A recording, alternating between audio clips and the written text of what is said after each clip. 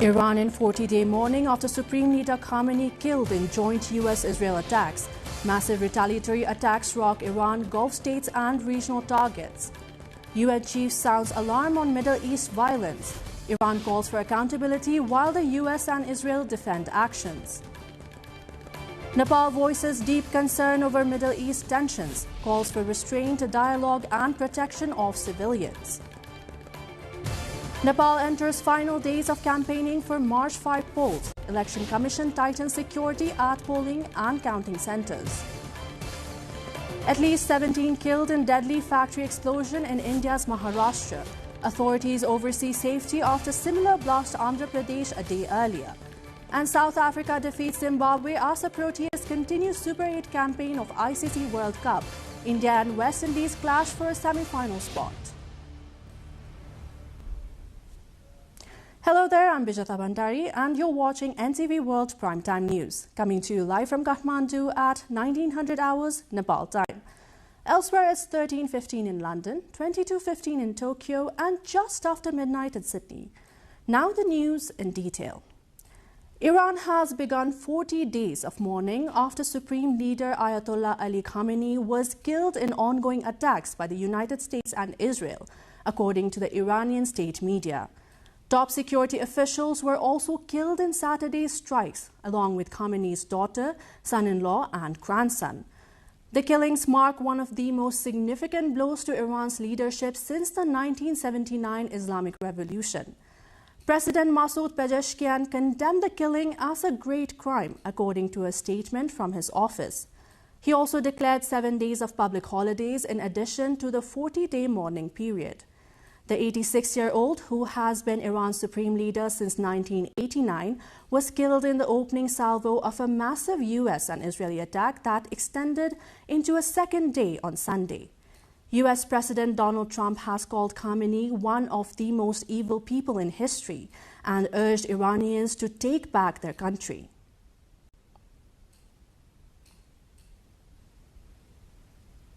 Meanwhile, massive clouds of smoke rise above the Iranian capital after several explosions were heard. The Israeli military said that it had begun striking targets deep inside Tehran, a day after a joint US-Israeli attack killed Iran's supreme leader Ayatollah Ali Khamenei. Iran is also carrying out attacks in retaliation for US-Israel attacks, while vowing the most devastating offensive operation against US bases and Israel in retaliation. The development threatens to destabilize the wider Middle East, with retaliatory strikes reported in Dubai, Bahrain, and other places with US military bases. Strikes have also been reported in Dubai, Doha, and Kuwait.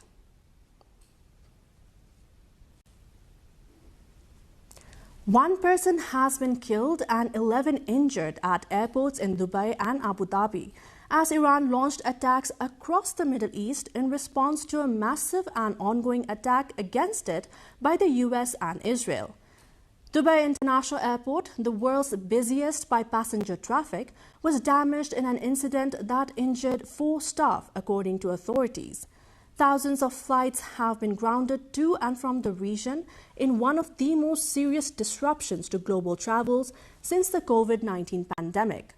Also in Dubai, debris from an aerial interception caused a fire at berth at the Jebel Ali deep sea port, the world's 9th busiest. Qatar, Bahrain, Jordan and Kuwait, all home to US military bases, said they had intercepted missiles fired towards them, but falling debris appeared to have caused widespread damage.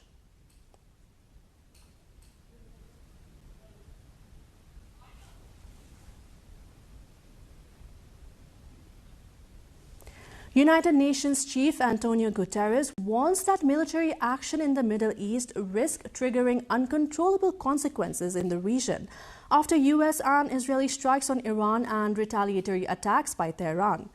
Guterres told an emergency meeting of the UN Security Council that military action carries the risk of igniting a chain of events that no one can control in the most volatile region of the world.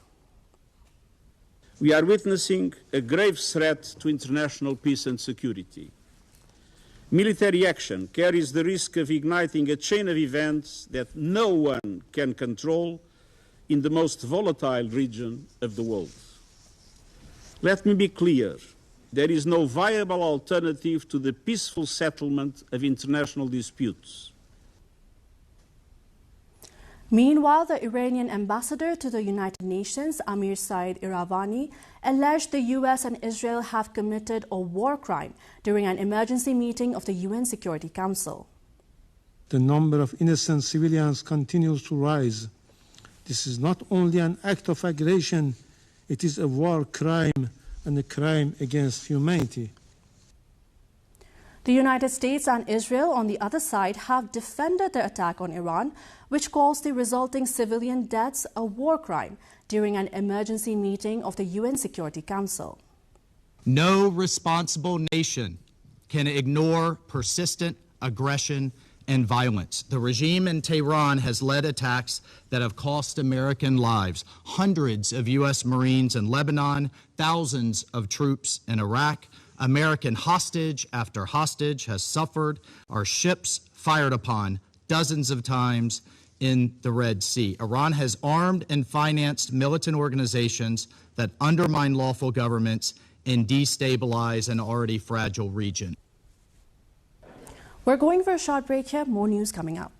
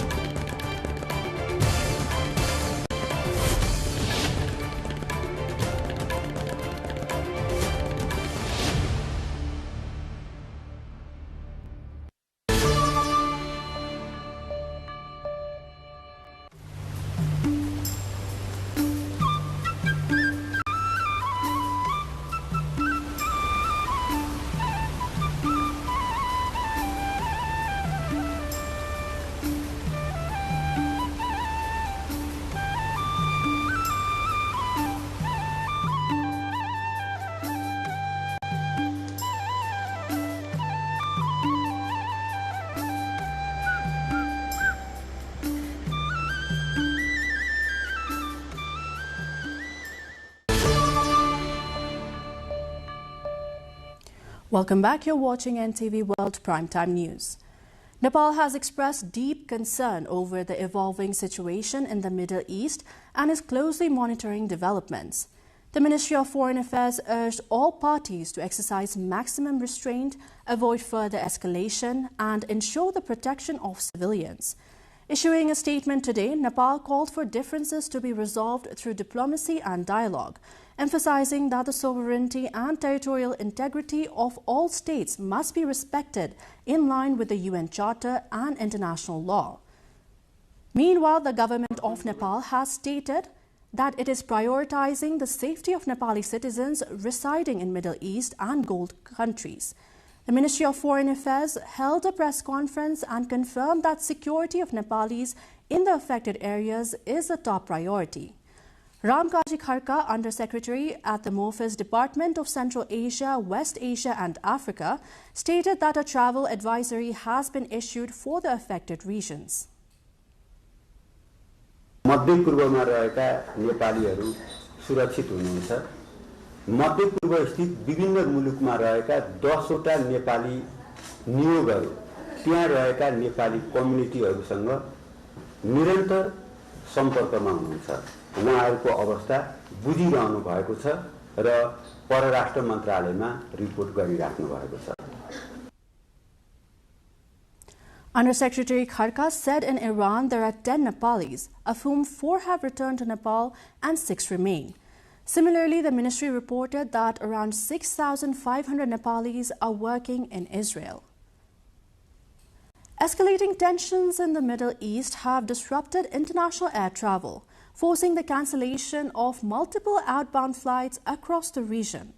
Nepal's Tribhuvan International Airport was chaotic with dozens of international flights cancelled without prior information. Though the chaos at the airport has subsided to a larger extent, the travellers, most of them migrant workers, have neither money to book a hotel or even sure that their employers are still ready to welcome them. Sabika Shrestha brings the scenes from TIA in Kathmandu.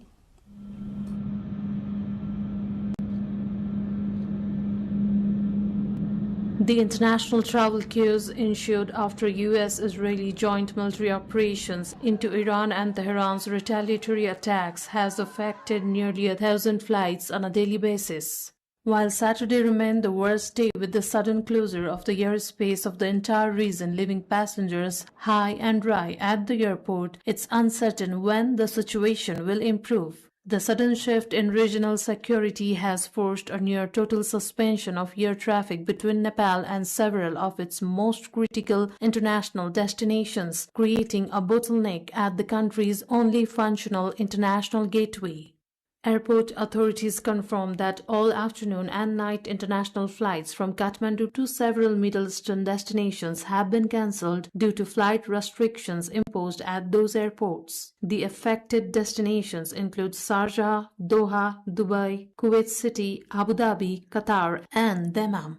These cities serve as key transit and employment hubs for thousands of Nepali migrant workers, many of whom were seen waiting anxiously at the terminal. According to TIA office, airspace and operational restrictions at these destinations forced airlines to suspend scheduled departures from Nepal to ensure passenger safety. हिजोदेखि हामीले जुन बेला अचानक हामीले यहाँनेर यो information पाइसकेपछि फ्लाइटहरु cancel भयो त्यो बेलादेखि हामी सम्पूर्ण एयरलाइन्सहरुसँग बस्यौं त्यसपछि यहाँ भएका प्यासेन्जरहरुदेखि लिएर सबैलाई हामी सहजीकरण गर्नको लागि अनि त्यसपछि हामीले पब्लिकहरुलाई पनि प्यासेन्जरहरुलाई कतिलाई काठमाडौँ यहाँ एयरपोर्ट पनि नआउन आइसकेपछि आफ्नो ठाउँमा गन्तव्यमा पुगुन् भनेर अब सूचनाहरु हामीले प्रकाशित गर्यौं प्रधान कार्यालय पनि हाम्रो मिडिया ग्रुपबाट यहाँबाट पनि टिआईएबाट पनि हामी सूचना हामीले सम्प्रेषण गर्यौं त्यसैगरी हामीले यहाँ भएका विभिन्न ठाउँमा हेल्प डेस्कहरुलाई सक्रिय गर्यौं यहाँ भएका सेक्युरिटीदेखि लिएर एयरलाइन्सहरुदेखि लिएर कसैलाई पनि कुनै किसिमको समस्याहरु आयो भने चाहिँ हामी सहजीकरण गर्नको लागि र अहिले पनि हामी यहाँ केही समस्याहरु यात्रुहरुको पर्छ भनेर हामी लागिरहेका छौं. The sudden cancellations have created immense confusion and congestion at the international terminal, with many passengers arriving unaware of the suspensions. The pre-informed cancellation, of course, is much better, but for most of the migrant workers traveling with dumped-out pocket and tight deadline, there is not respite. Neither they can afford a hotel room, or they have much access to information whether their employer would still welcome them.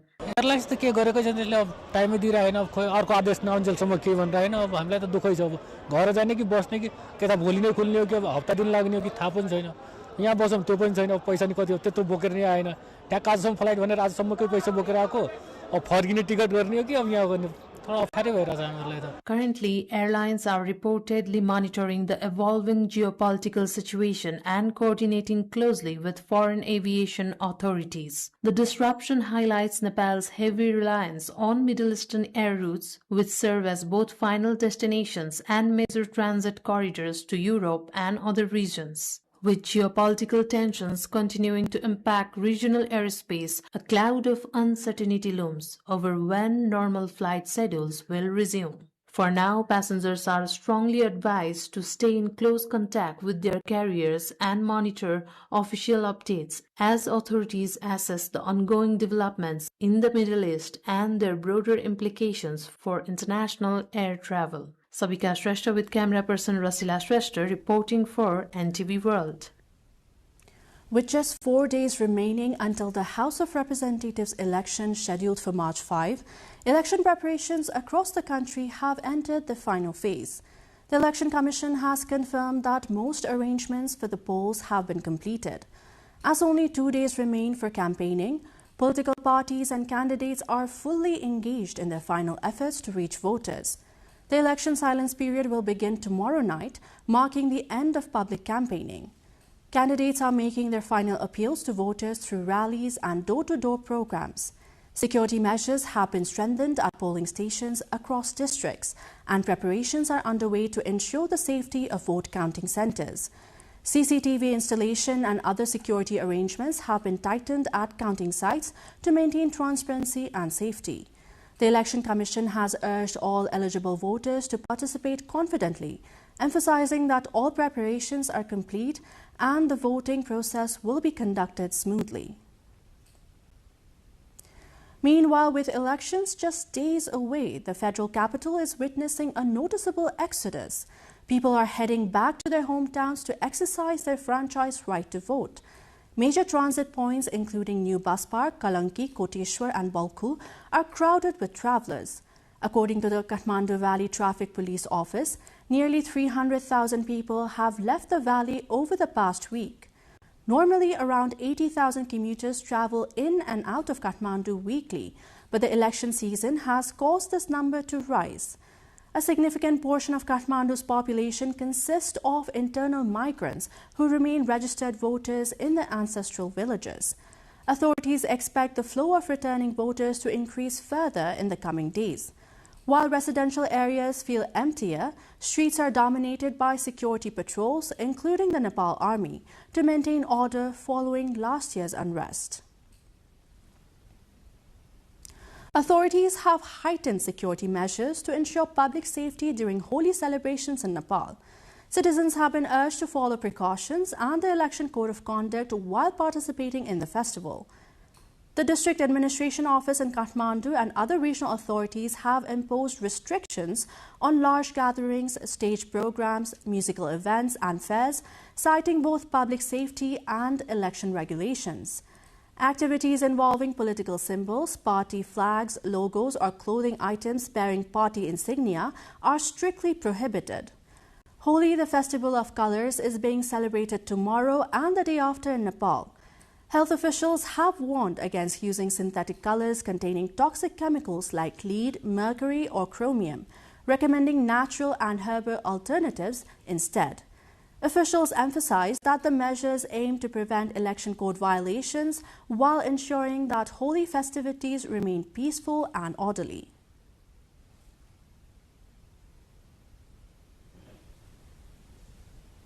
Time now for international news, but before that, a short break.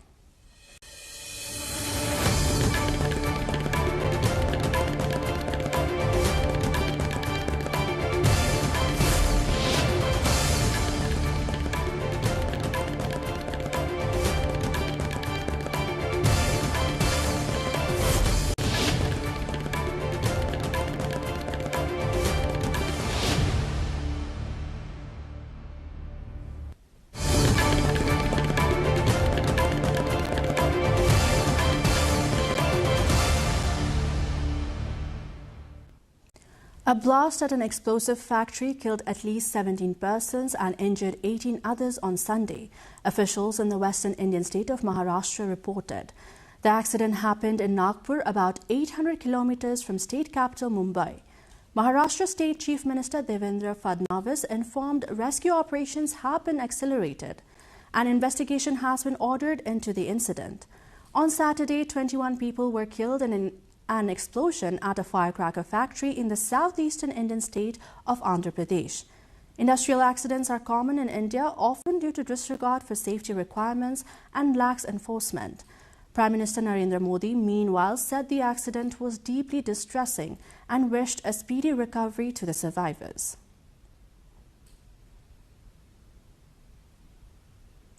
Powerful sandstorms have swept across Laayoune, sharply reducing visibility to only a few meters and disrupting transportation, commerce and daily life in one of Morocco's largest southern cities. Local authorities reported that strong desert winds carried dense clouds of sand through residential and commercial districts, forcing temporary road closures and delaying several ground transport routes. Emergency officials said monitoring systems were activated as wind speeds intensified, with public safety alerts issued via local media and mobile networks. Meteorological services attributed the storm to seasonal desert pressure systems common in the region's arid climate. A 5 to 7 kilometer stretch of coastline in Vietnam's Phuoc Tinh commune has turned vivid green as seasonal seaweed blankets the shore, drawing visitors and generating additional income for local residents. The phenomenon, which occurs annually during the first and second lunar months, has transformed shallow waters and exposed seabed areas into a dense green layer as the tides recede. When the tide falls, long streaks of seaweed are left across the sand, forming what observers describe as a continuous green carpet stretching toward the horizon. The unusual landscape has attracted tourists and photographers seeking to capture the short-lived transformation. The season typically lasts about 2 months before tides, and changing weather conditions disperse the growth.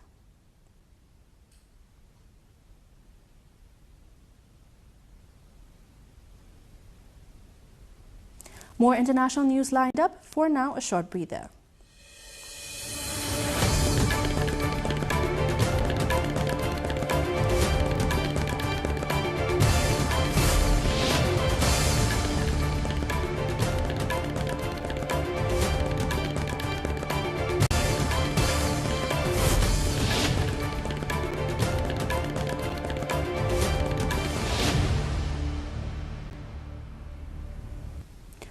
Horse-drawn carriages, bicycles and electric vehicles have become widespread alternatives on the streets of Ciego de Avila as Cuba grapples with an acute fuel shortage that has crippled the nation's transport network, officials and residents reported.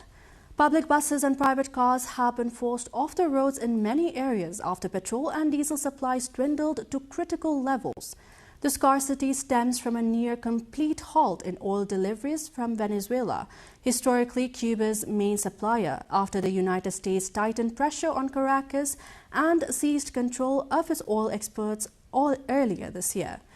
The interruption of Venezuelan crude shipments, compounded by Mexico's recent suspension of fuel deliveries under U.S. threat of tariffs, has left Cuba with insufficient oil to run vehicles, power plants and essential services.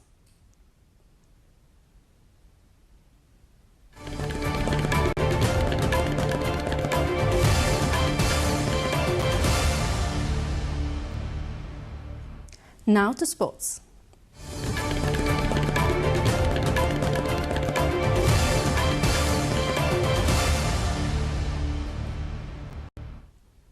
South Africa secured a comfortable victory over already eliminated Zimbabwe at the ongoing T20 World Cup.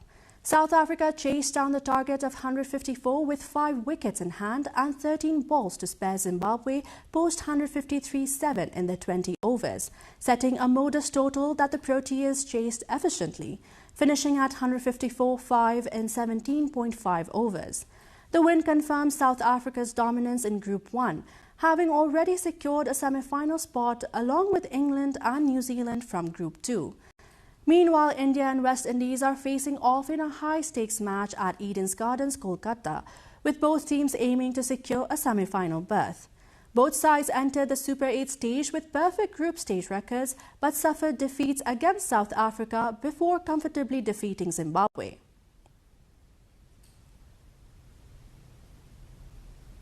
Lamine Yamal scored a landmark first hat-trick of his career as Barcelona beat Villarreal to ensure they will stay top of La Liga. The 18-year-old put the home side in control at half-time by scoring twice in 9 minutes, both from Fermin Lopez's assists. Villarreal then pulled a goal back through Senegal midfielder Pape Gueye, and the visitors spurned a great chance to equalize. But Lamine Yamal struck again before substitute Robert Lewandowski made it 4-1 in stoppage time to send Barcelona 4 points clear of Real Madrid, who host Getafe on Monday. Lamine Yamal's feat at the age of 18 years and 230 days made him the youngest player to hit a first treble in La Liga this century, according to statisticians Opta.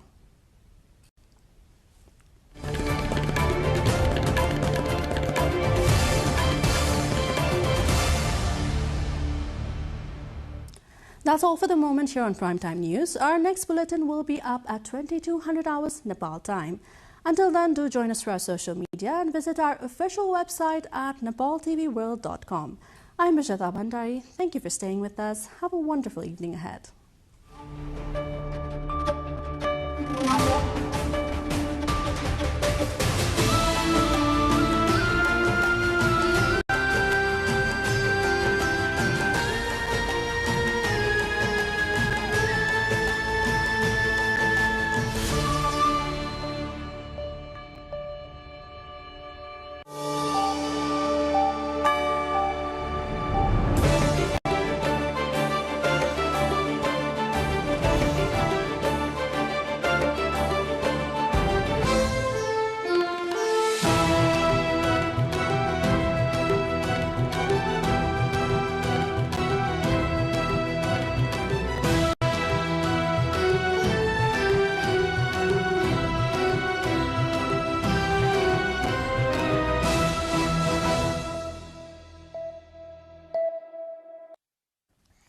Welcome to the studios of NTV World in Kathmandu. Public Service Broadcasting PSB Nepal's new initiative to make Nepal more visible and audible to the global audience. Welcome on board.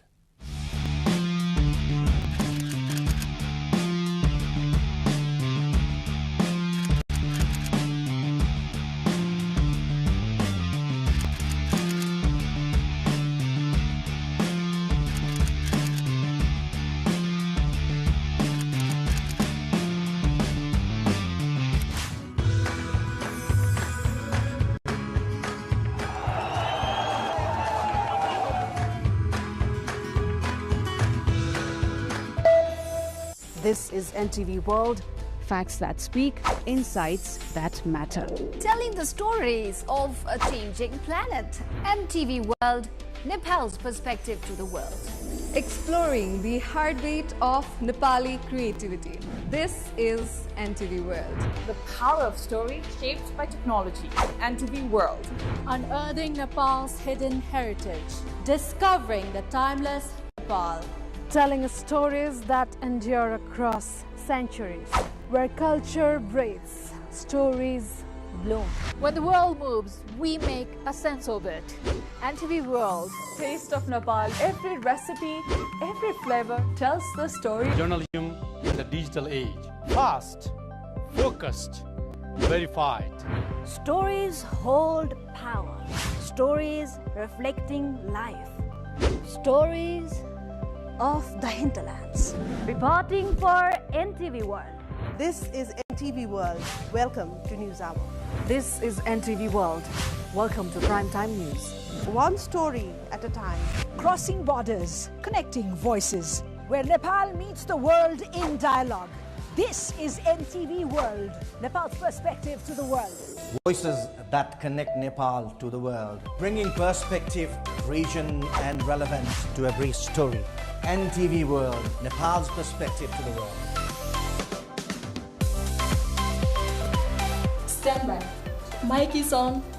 3, 2, 1, cue. We are NTV World.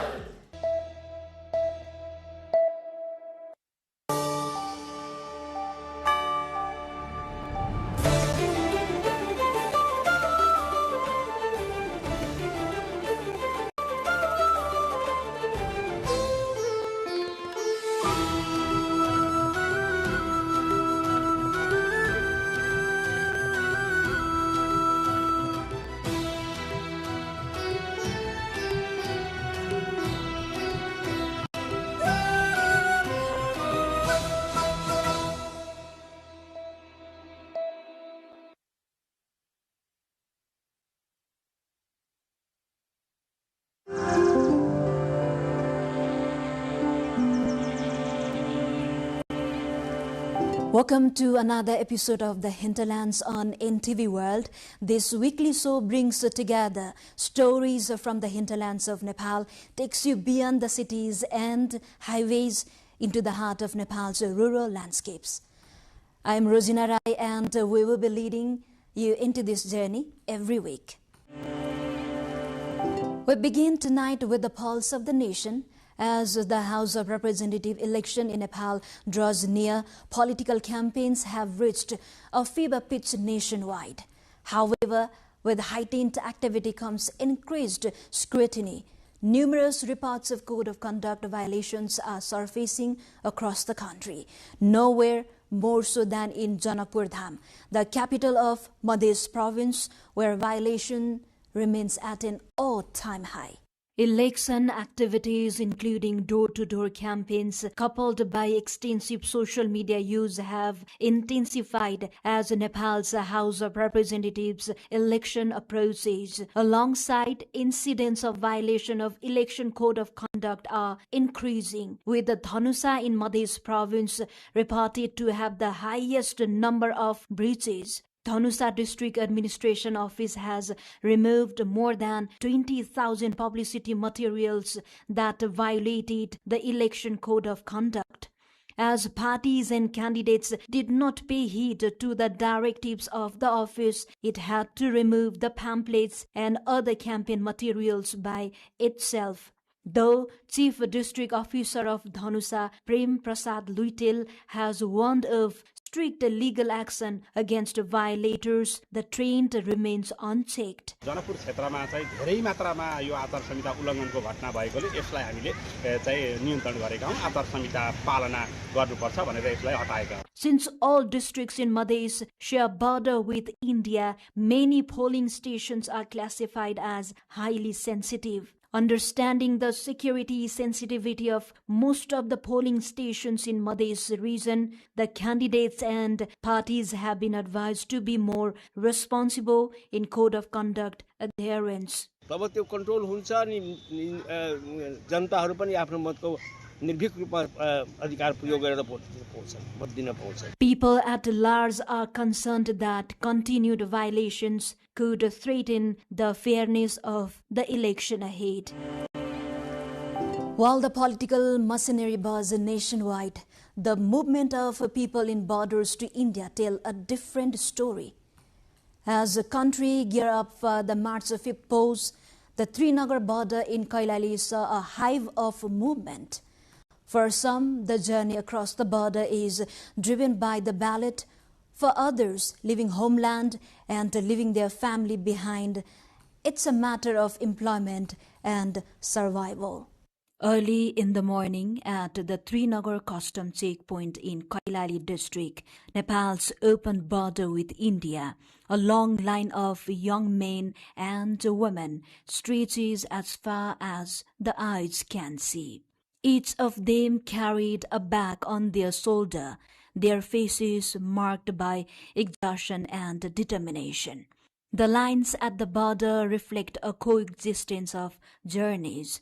Some Nepalese are crossing to return home and vote in the national election, while others are leaving the country in search of work and survival. Previously, most migrant workers returned only during festivals, but this year is different. Some have come back specifically to cast their vote in March 5th election.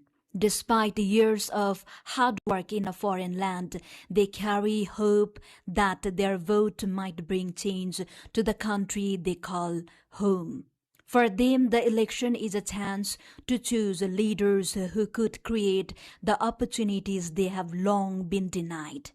विशेष चुनावी माहौलमा देशको परिस्थिति देख्दाखेरि हामीलाई पनि प्रदर्शन भएका साथीहरुलाई पनि केही अब देशमा हुन्छ होला परिवर्तन हुन्छ होला भनेर हामी अब प्रवासबाट अहिले चुनावी माहौलमा स्वदेश फर्किरहेका छौं. Yet alongside hope, there is frustration. Those heading to India whisper to themselves, hunger is greater than voting.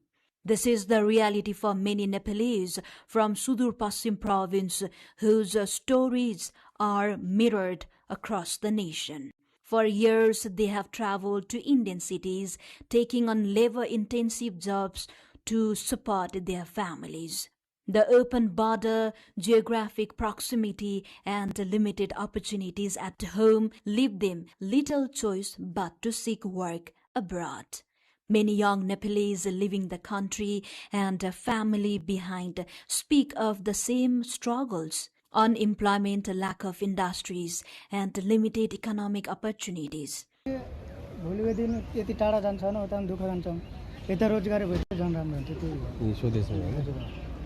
They lament political promises of job creation are plentiful during election campaigns, but real change has been slow in coming. As Nepal heads to the polls on March 5th, Srinagar stands as a quiet witness to two parallel journeys, one toward the ballot box and another toward opportunity abroad. As the election fever climbs, so does the skepticism, or many feel left behind in various remote areas of the country. In Dolakha district, the Dalit community, a significant demographic in the district, expresses a growing sense of isolation. Despite the campaign hype, many feel there is no true leader for their cause in this race. Without representation at the decision-making level, they fear their daily struggles will continue to be overlooked by the very people seeking their votes. In political circles of Dolakha district, located in the high hills of Bagmati province, the issue of representation is always on the script, but the story on the ground remains unchanged. Despite a population of over 14,700, the Dalit community feels systematically sidelined. The common grievance, while the broader leadership climbs the ladder, the community is viewed simply as a vote bank. जुन माथिल्लो तलामा पनि यहाँ अहिले आएर यहाँनेर हामी सबै थोक गर्छौं भन्छन् अब आखिरी उनीहरु भोट हालेर जितेर गइसकेपछि यहाँनेर गाउँ फर्किने काम पनि गर्दैनन् दलितहरुलाई हेर्ने काम पनि गर्दैनन् त्यो कारणले चाहिँ हामीलाई चाहिँ त्यो नेता के होस् कि दलितलाई भोट माग्न मात्रै आउने होइन भोट हालेर पछि जितिसकेपछि नि यहाँ आएर समस्याको समाधान गर्छु भन्ने खालका नेताहरुलाई चाहिँ हाम्रो विचारमा चाहिँ त्यसरी हेर्ने र चुन्ने भन्ने खालको विचार. This treatment is not due to lack of presence though. There are Dalit families in all 73 wards of the district. Yet the path to parliamentary leadership remains largely out of reach. Community members point to a frustrating cycle, a lack of widespread awareness combined with parties silencing the most vocal figures with small favors or temporary rules. This leaves the wider community in the shadows, prioritized only when it is time to head to the elections.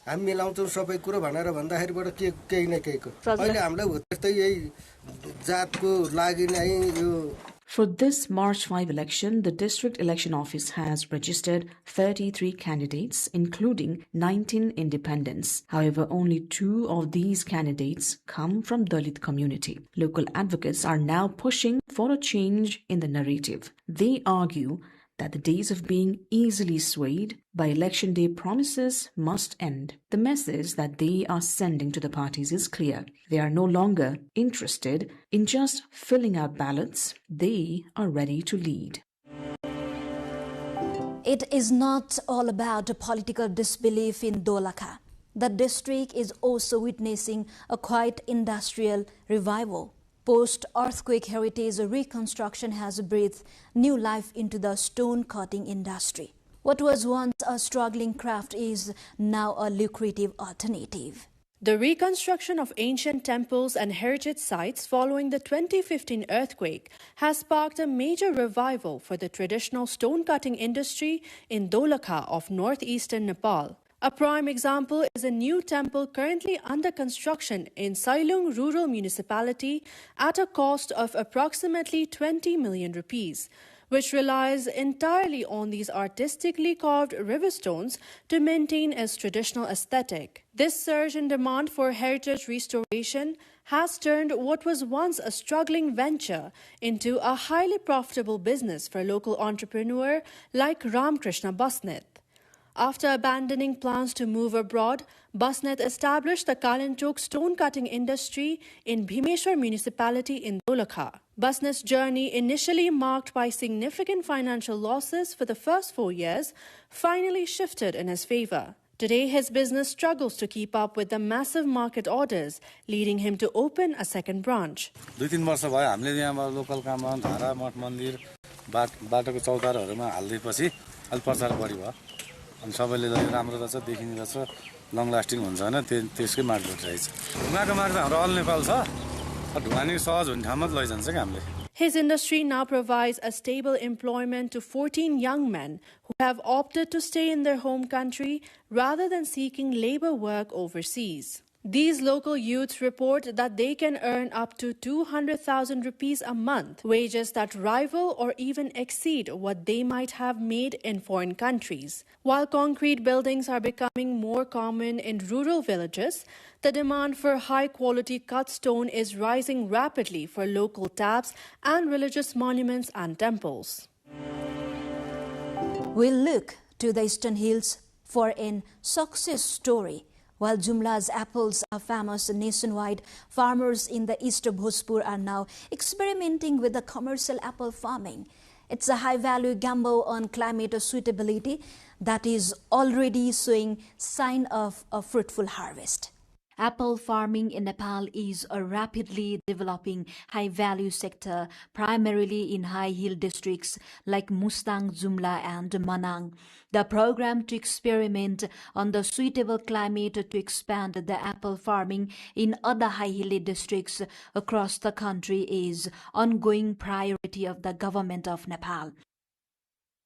Meanwhile, in Bhojpur district of eastern Nepal, farmers in Ramprasad Rai municipality are successfully expanding commercial apple farming for the first time. The initiative is part of a grant program launched by the rural municipality 6 months back. Under this program, farmers received apple seedlings with 50% cost-sharing support from the ward office, a policy commonly used in Nepal to promote high-value crops in rural communities. In the villages of Samki and Tamalung, around 36 households have already begun commercial apple cultivation. The ward office has encouraged this shift by providing grants and technical support, motivating farmers to expand their orchards and adapt farming practices suitable to the region's hilly terrain and soil. Nearly 1,800 apple saplings were distributed, selected specifically to thrive in the local climate and geography. The initiative aims to develop the region as a pocket area for apple production. The agriculture section confirmed that the saplings are well suited to local conditions, ensuring better growth and higher yields. कुन टोलमा के वस्तु लाउन सकिन्छ र कृषकलाई छिटो भन्दा छिटो चाहिँ आय स्तरको कृषकहरूको आय स्तर चाहिँ वृद्धि गर्न सकिन्छ भन्ने अभिप्रायका साथ मुख्य गरी साम्के र तामालुङ हाम्रो यो ओडाको साबिक 3 र 4 को साम्के र तामालुङको यो भागमा हामीले एक टोल एक उत्पादनको अवधारणा अनुरूप हामीले यो गरेका छौं र यो चाहिँ भूगोल पनि अलिकति माथिल्लो फाट भएको हुनाले यो स्याउ जात हामीले छनौट गरेर यहाँ स्याउ चाहिँ फल्छ भन्ने हामीले चाहिँ अनुमान गरेर कृषि प्राविधिक साथीहरुसँग पनि सरसल्लाह गरेर हामीले स्याउको कार्यक्रम यहाँ राख्यौं. The municipality has also established humidity centers in Baigunta to store agricultural produce. Alongside fruit farming, the One House, One Tunnel program has been launched across all wards in the district. While transitioning toward commercialization, high-density farming, and modern techniques, it faces challenges from infrastructure's deficit. In this final report of the Hinterland's new episode, we move to the vibrant colors of Holi, or Phagu Purnima, which is formally commenced in Nepal. The festival, a herald of spring and the victory of good over evil, began in the capital with the ceremonial raising of the chir, the traditional bamboo pole.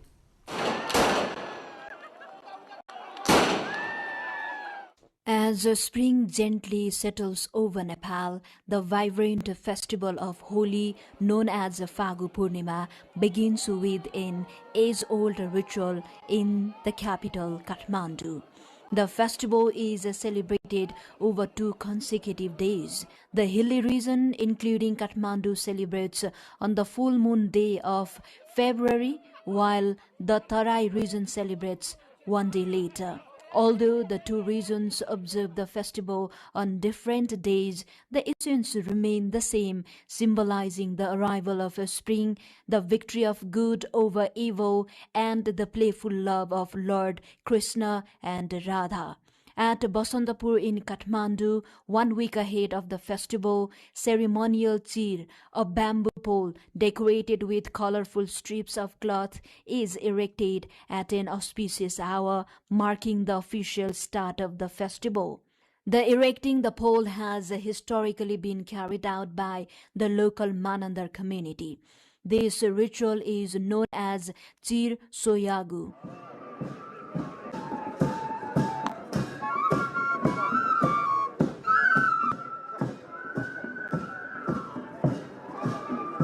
The pole stands for about a week, during which the surrounding area becomes a focal point for celebrations. At the end of the festival, the bamboo pole is taken down and burned in a ceremonial bonfire at Turikel. People often collect pieces of cloth from the pole to keep in their homes, believing they bring good luck. Far to the south, in the Mithila region, the vibrant festival also begins with the Mithila Madhyama Parikrama, or the circumambulation of the region. The ritual is considered the traditional and formal starting point of holy festival in the Mithila Anchal region of Nepal. Participants, including saints and devotees, smear abir, colored powder, on one another and offer it to the idols of Lord Ram and Sita, marking the commencement of the festival. This tradition commemorates the belief that Lord Ram and Janaki once celebrated Holi in this sacred land during the Treta Yuga, one of 4 ages in Hindu cosmology. Devotees begin parikrama on Falgun Shukla Pratibhada and travel through several holy sites before reaching Kanchanban on Falgun Shukla Saptami. The area revered for the confluence of the Ichavati and Bira Raja rivers becomes a vibrant gathering place for saints, temple heads, community leaders, and devotees. From the historic courtyards of Kathmandu to the sacred grounds of Mithila, Holi, one of Nepal's auspicious Hindu festival, carries a deep religious significance. Beyond that, it rejuvenates the heart and soul with renewed energy, encouraging people to forgive, forget, and embrace new beginnings. Rosina Rai reporting for NTV World.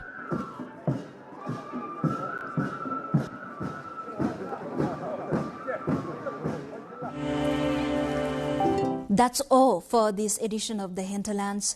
Whether you are heading to the polls or heading home for the festivities, stay safe and stay informed. Also, do follow us on our website www.nepaltelevision.com, social media handles, and our YouTube channel. I am Rosina Rai. Thank you for watching NTV World.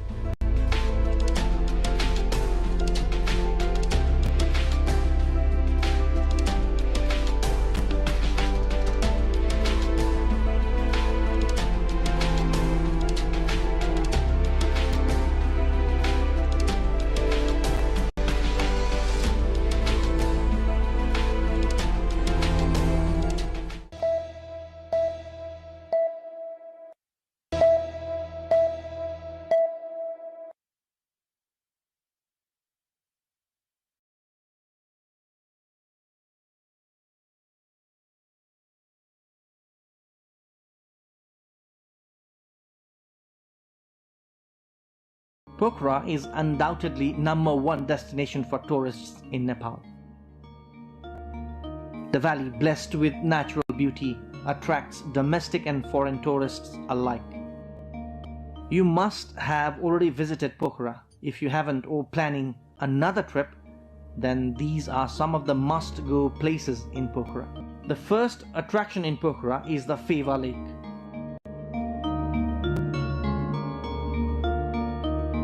Boating in Feva Lake is a ritual for every tourist visiting this paradise.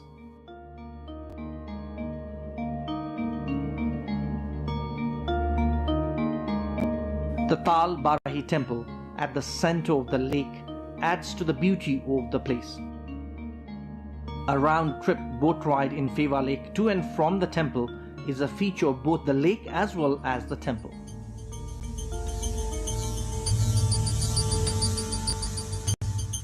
Separate boat ride, watching the reflection of Mount Machapuchre on the lake and fishing spice up the Feva experience.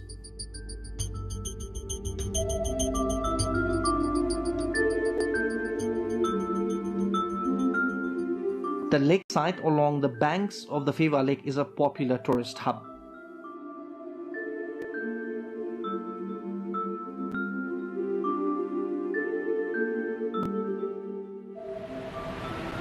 Many tourists in Pokhara choose Devi's Fall as their second destination in Pokhara. The water from Feva Lake exits towards Seti River through the Gupteshwar cave from this Devi's Fall. The mighty water stream rushing deep down into the gorge, covered by water vapor, is a magical sight.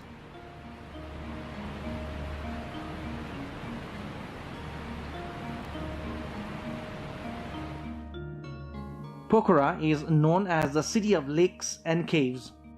Many of the lakes and caves have religious importance. This is Gupteshwar cave at Chorepatan area. Inside the cave, the idol of Lord Shiva is a well-known pilgrimage. Further inside the cave, one can see the Devi's Hall. Mahendra Cave is another famous place in Pokhara, and nearby is another well-known Chamere cave. Both the caves can be visited together.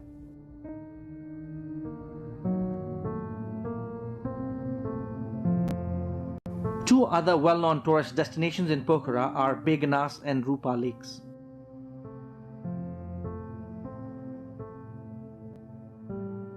Fresh fish of Begnas Lake is a sought-after delicacy. Rupa Lake is just round the corner beyond a small hill towards the eastern edge of Begnas Lake. Away from the hustle and bustle of the town, Begnas and Rupa Lakes cannot be taken out of a tourist's itinerary.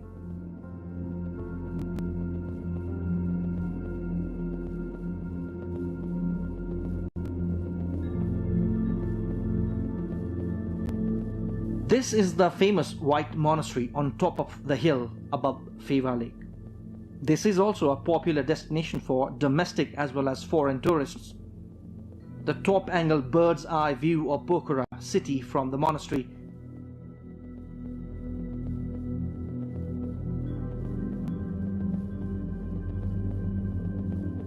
is a sight to behold. The placid Feva Lake, the tall mountain range, and the birds like paragliding pilots on the background of Sarankot Hill are mesmerizing.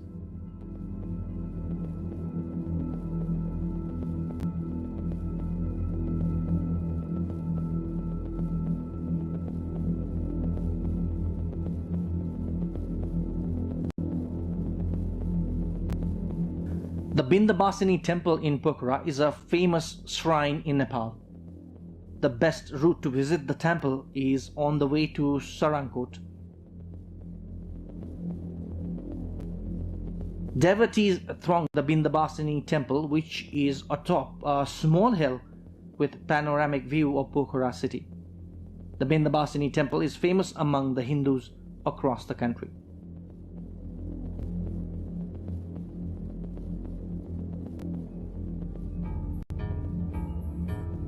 Sarankot is a hill station on top of a hill on the northwestern side of Pokhara.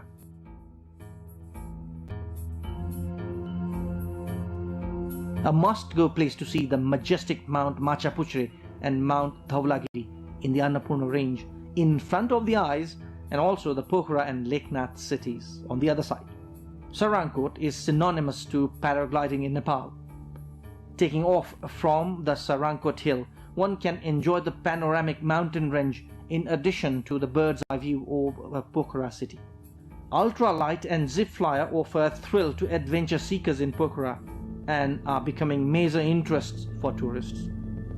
Other places including Swarak in Sangja have the potential to be world's best place for paragliding. First time in Nepal, paragliding accuracy World Cup was held at this place, situated at Mahapur of Virkot municipality of the district. The place drew global attention after the event. Pokhara, famous tourism destination of the country. Majority of locals engaged in tourism industry. The city of lakes and caves, hub of aviation sports. Some major destinations: Lakeside, Feva Lake and Tal Barahi Temple, Begnas and Rupa Lakes, Mahendra Gufa.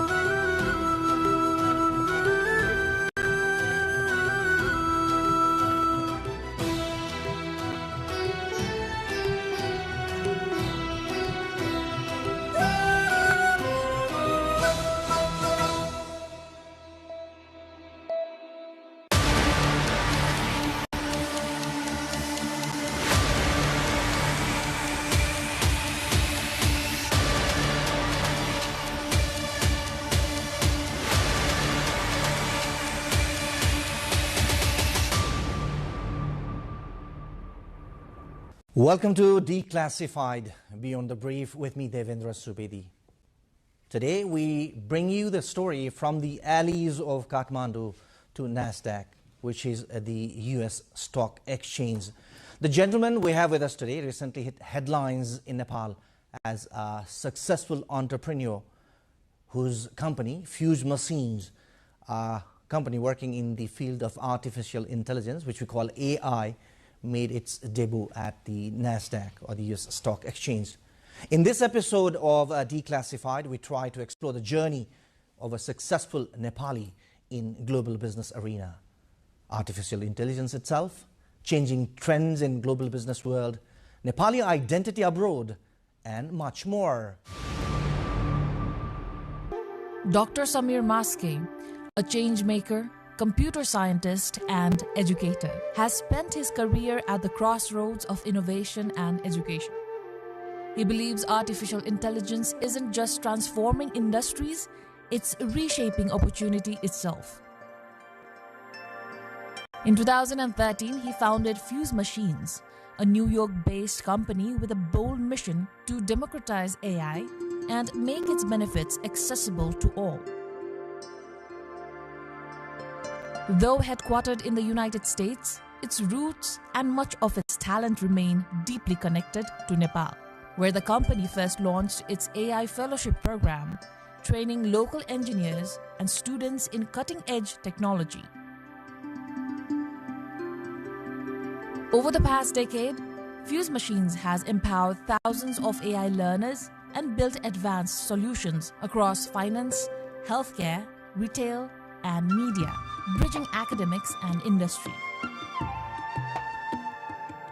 Its proprietary platform, AI Studio, drives predictive and generative AI systems, helping businesses automate decisions, detect fraud, and make sense of data at scale. Listed on NASDAQ in October 2025, Fuse Machines reached a valuation of about $200 million.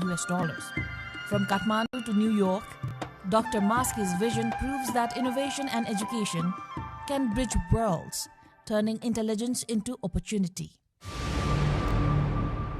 Please welcome Dr. Samir Maske, founder and CEO of Fuse Machine. Thank you for having me here. Dr. Maske, is the joy of being listed in NASDAQ still soaking in? Definitely. It was a very long, arduous, hard journey to get listed in NASDAQ. And it's a relief, obviously. And it's slowly sinking in that we're actually now listed in NASDAQ and we are a public company. So we're pretty lucky because we caught you in person here in Kathmandu, because you're basically based in your headquarters in New York. Is it a holiday trip after that success? It's partly holiday trip, partly work. So my family, my mother, sister, brother, or basically pretty much all of my extended family is here. So I'm here to see them. And then because how difficult the process was, the usual trips I used to make months of times a year, I had not been able to make it for almost last 12 months to see all the colleagues and employees here in Nepal office. So part of it is just coming back to see everyone and see all the colleagues in Fuse Machines, Nepal. It will be an interesting conversation with Dr. Samir Maske, but initially what we're going to do is we are going to go to the roots of Dr. Maske. Let's start with your journey, Dr. Maske. Can you tell us more about your journey from the alleys of Kathmandu, I'd prefer to say it, to NASDAQ? Definitely. So I was born and raised in Nepal. Yeah, so as a child, I would run in the gullies of Tamil. That's where I grew up. I went to school here. Finished my SLC, it's called ACE now, and the ISE, and now it's mostly plus 10 plus 2 and A-levels and so forth. So I finished my ISE, taking science as a subject. And during my last year, I applied for colleges in the US. I got a scholarship into a few colleges, and that's when my journey to the United States started. Went to the US, to Bates College. It's a small college up in Maine, and studied math and physics. and then went on to do a PhD in AI because I was interested in computer science. I was interested in making machines talk, making machines understand us.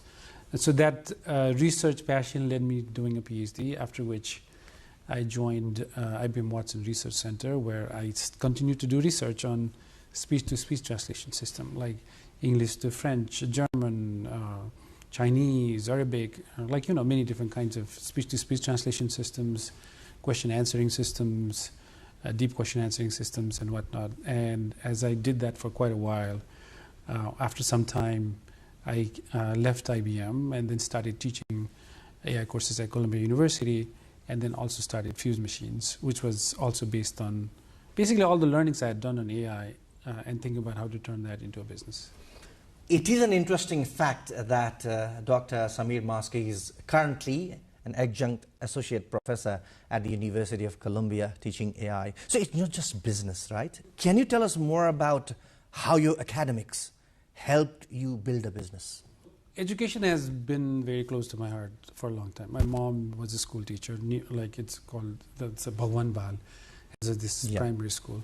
So I'd seen her teach all these kids, and when I used to come back from school, I could see her teaching and so forth, and would wait outside.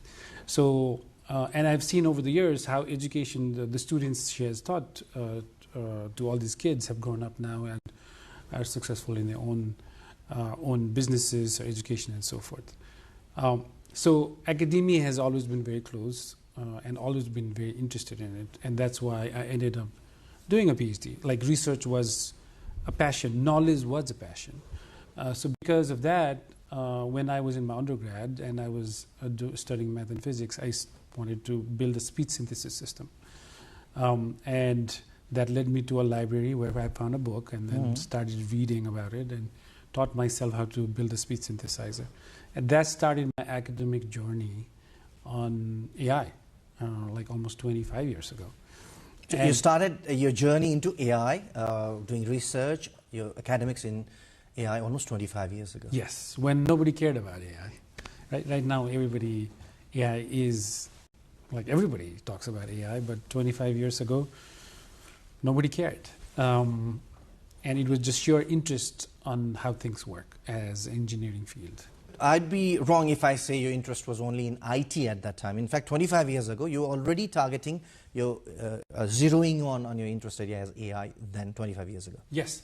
In fact, the first, I had built this Nepali text-to-speech synthesizer, which is making machines talk in Nepali. And I released it as an open source software. I did a presentation at NAST, at the time RONAST, and I gave a presentation on how to build a Nepali speech synthesis, like making machines speak in Nepali.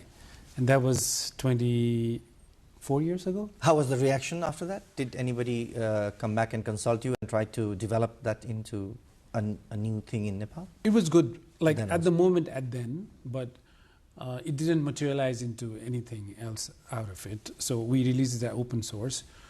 But Nepal was pretty far behind in computer science, IT, especially 20-something years ago. There was barely internet, right? And a lot of the talent we have, who has exposure, was not there yet.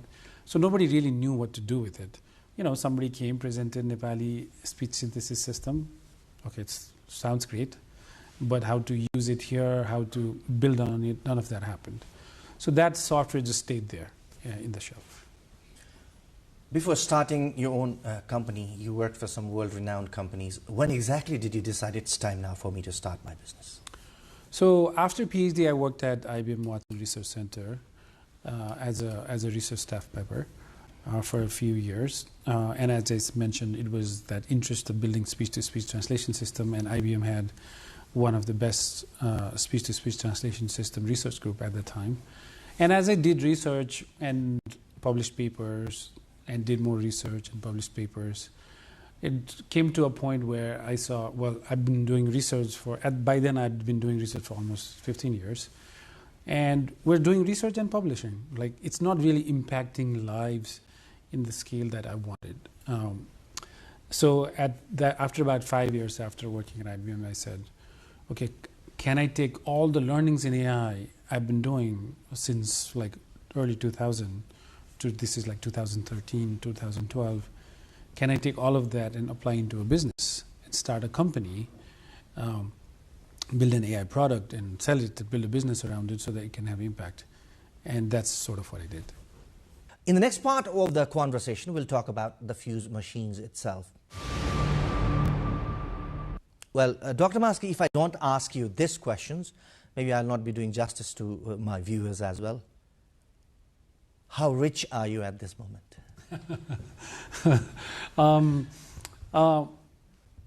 It all depends on how one perceives wealth, right? At the end of it, what matters is the family and health. For me, that's the most important thing, the family and being there and making an impact and so forth. The total market cap when it for the deal was 200 million. Post money is 280 million.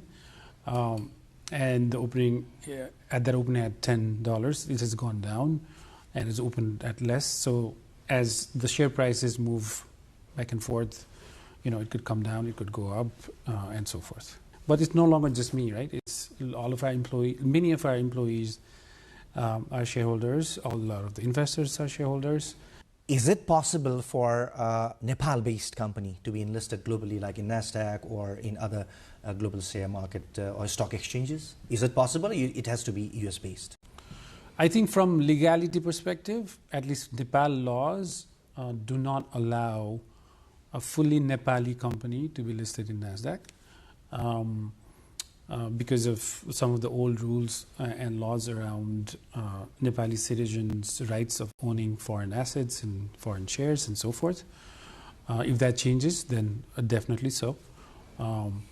As of right now, it has to be, at least as of right now, if there are companies that are headquartered in the US and is based in the US but have significant presence and have origins in Nepal, they can definitely list in NASDAQ. So you are the first company that was founded by a Nepali person of Nepali origin to be enlisted in NASDAQ. How big is it?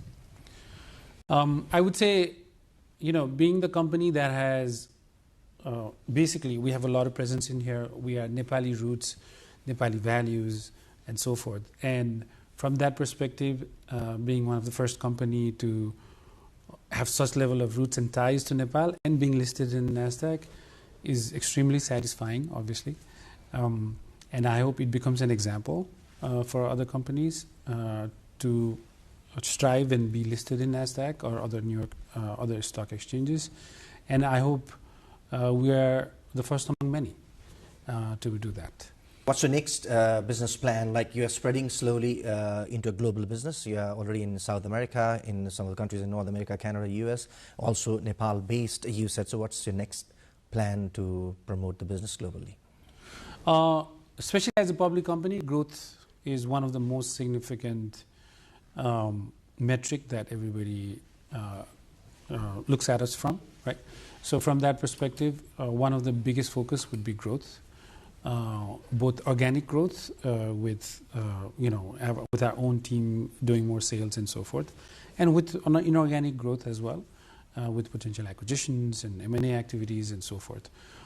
As far as the scaling out from just the US and Nepal, we've already on multiple countries, and we will continue to expand based on the needs of the clients, based on where we see the most value being generated and where the growth from sales happens.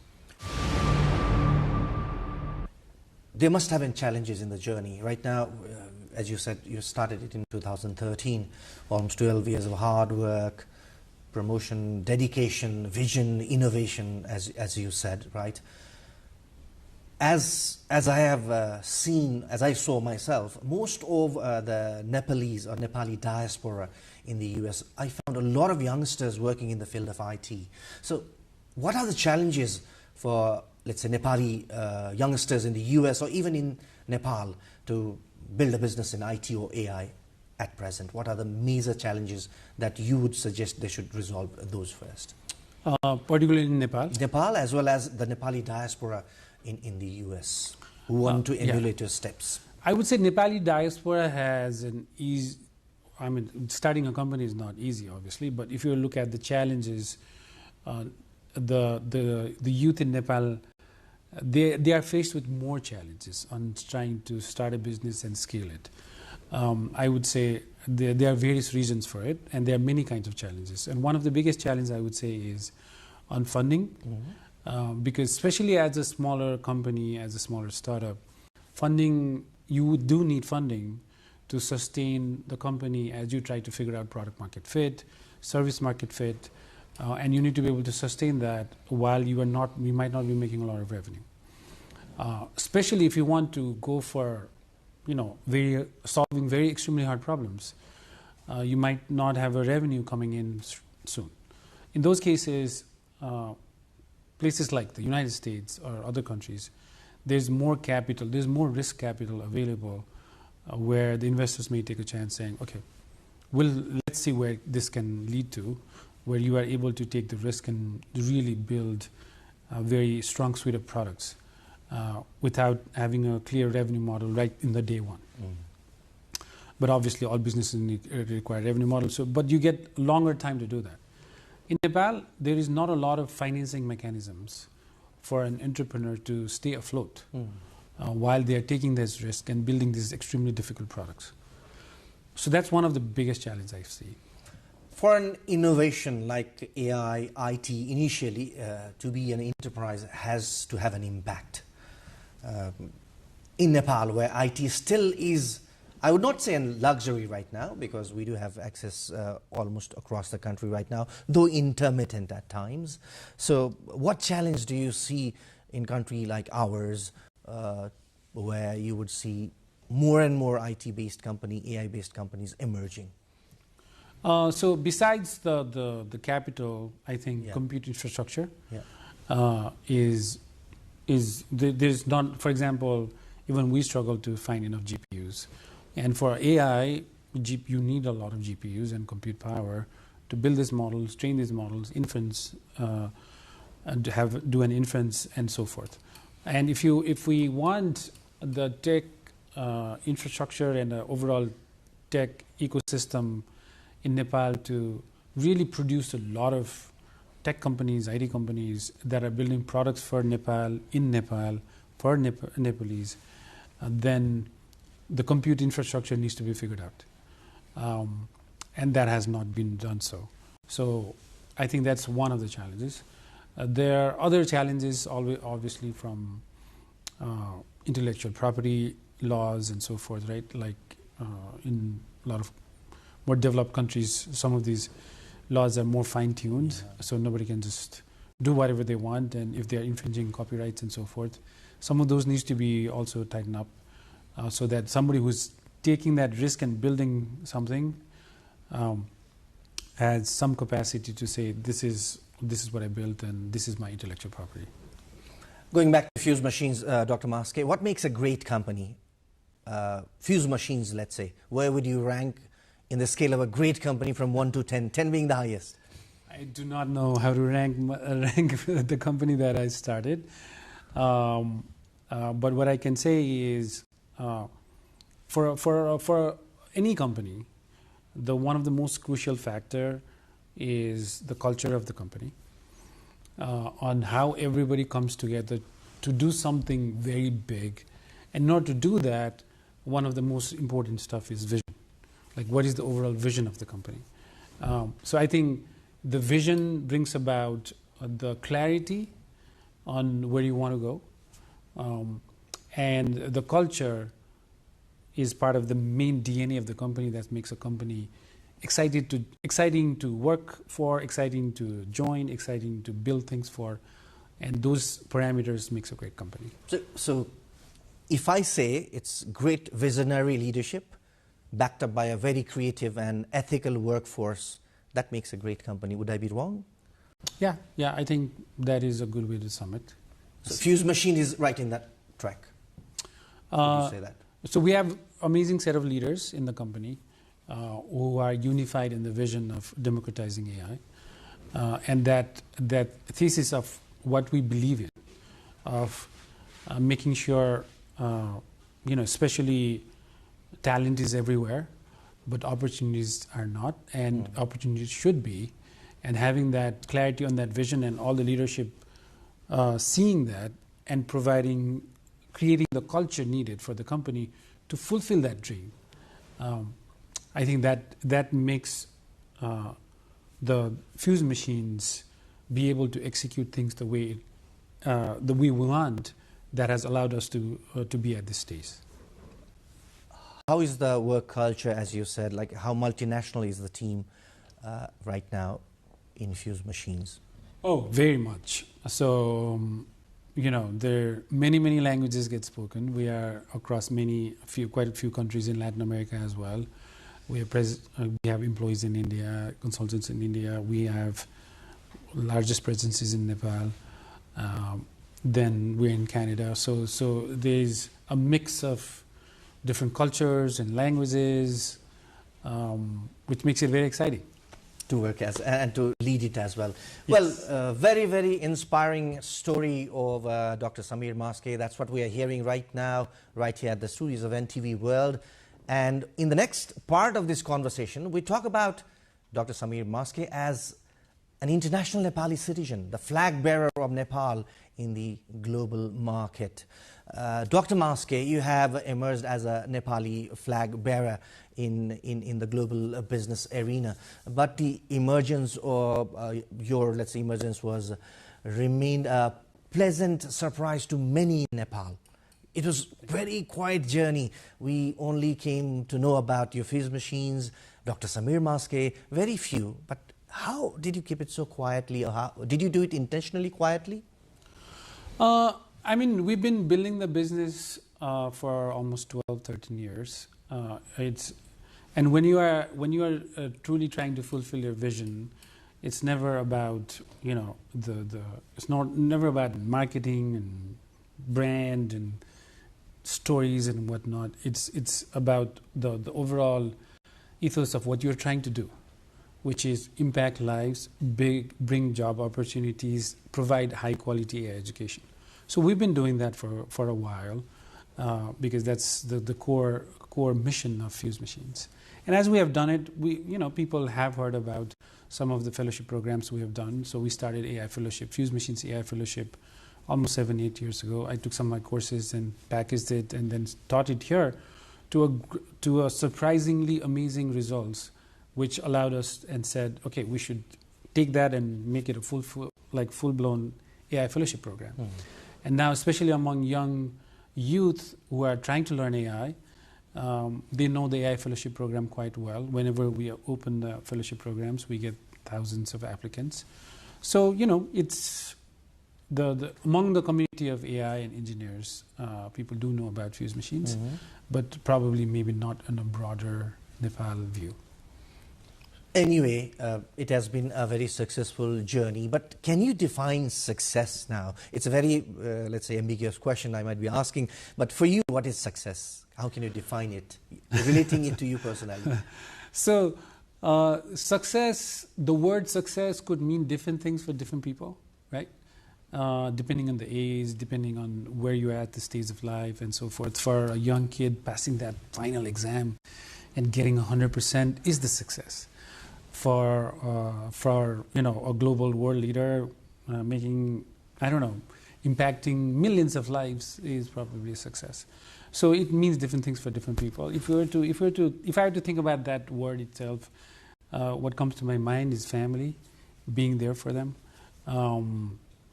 My wife, my kids, my mother, my sister, brother, and so forth, and being there when they need me, and being able to share the experience as a whole together is a success.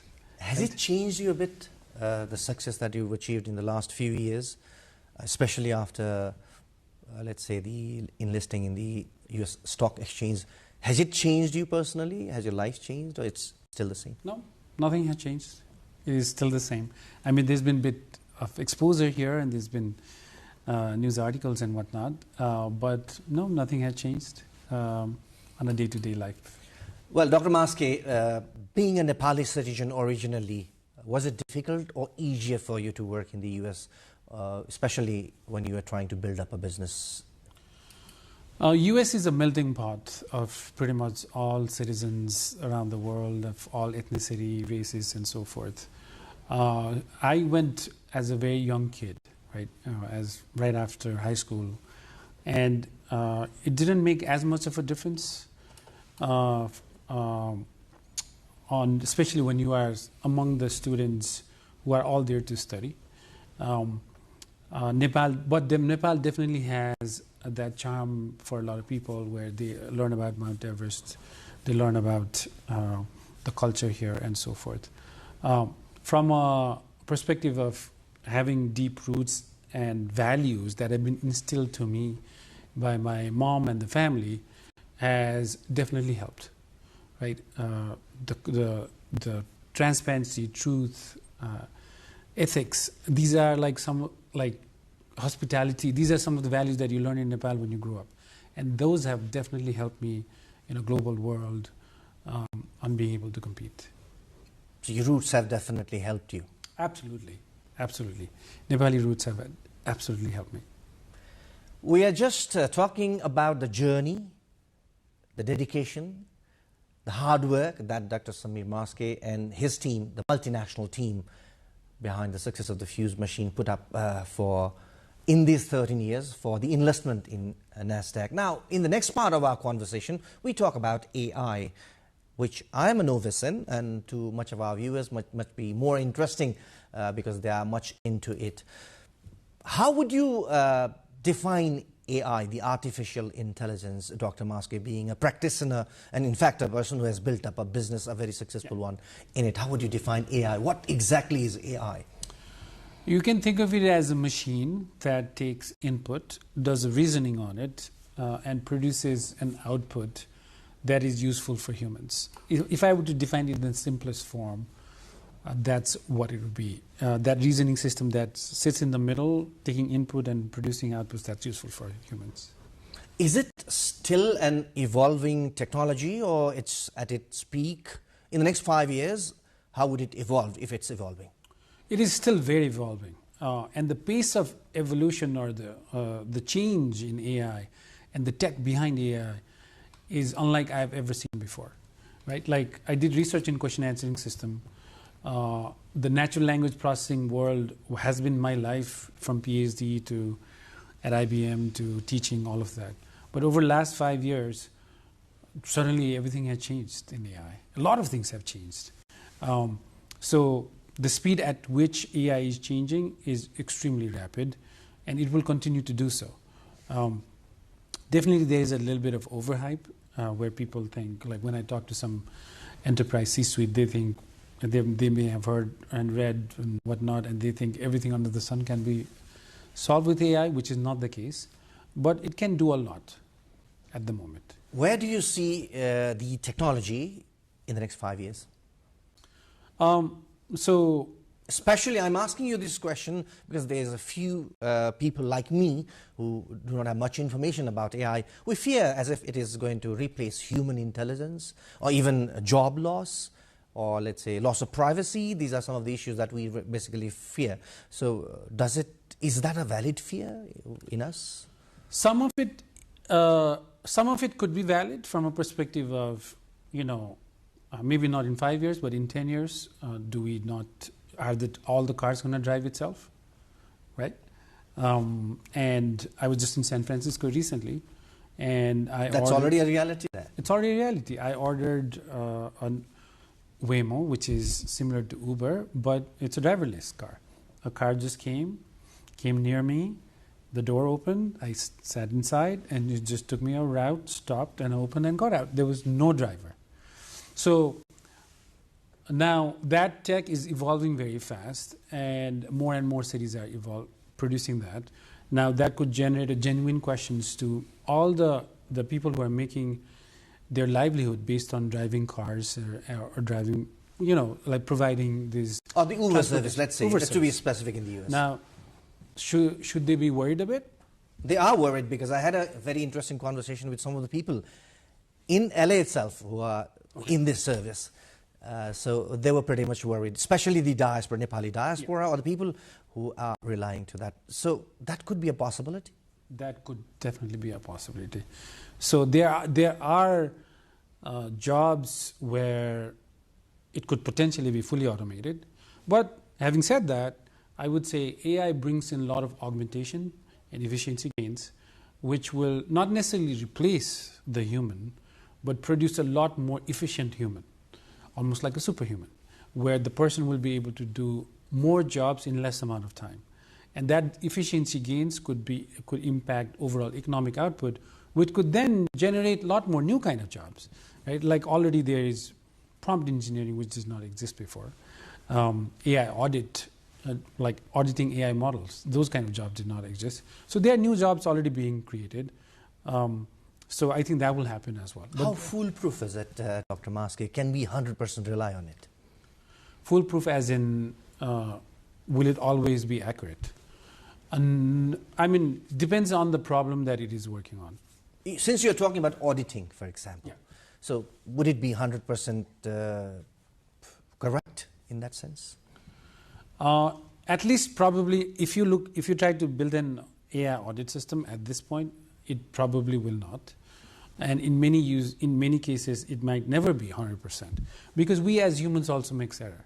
Or the people like you would like to leave some space for the humans there as well? No, the thing is, the AI is just learning from humans. And when it's learning from humans, if the training data has certain amount of ambiguity, then it will also not be able to separate out some of those ambiguities, in which case it will make those errors. So in many cases, you will see 95% accuracy or 96%. In some instances, it has gone to 99%. But if you look at enterprise AI being built right now, in many cases, it is actually 90% or less than 90%, right? So there's still a decent amount of progress that we need to do to make AI what I quote unquote foolproof, which is not the case for every instance right now. Well, enlighten me on this particular question, Dr. Maske. People like me who are still a novice, or people like many of our viewers who are pretty much, let's say, a novice in AI, will they be a misfit in near future in the society? Misfit as in? In terms of everything, because we are taking assistance for AI, as you said earlier, could be a misinterpretation or misuse of the technology itself, for each and everything, from students doing their homework to designing mega projects. We have heard AI can be used and is being used. So if you do not know how to get acquainted with it, or if you're not acquainted with it, will that person be a misfit soon in the society? Yeah, I would say as the AI evolves and it produces these tools that we can use for efficiency gains and so forth, the more and more people should learn how to use some of these tools, because if you don't use it, I don't know if misfit is the word, but you will be left behind, right? Because somebody else who has a similar job, a role, and academic credentials, if knows how to be 50% or 100% more efficient because he or she knows how to use the tools, then obviously that person has an advantage. Let's move on to one of the slogans of your company, Dr. Maske. Democratizing AI is one of the slogans of your company, Fuse Machines. Can you tell us more about it? Why AI needs democratization? And what does that slogan exactly mean? For us, it means providing AI education, high quality AI education in all the underserved countries and communities around the world and in the United States. And providing that access to AI such that everybody is able to learn AI and build AI for their own communities. That's what democratized AI means for us. So your company is championing that. How much of that contribution your company has started making in, let's say, making it more accessible in every nooks and corners of this world, let's say?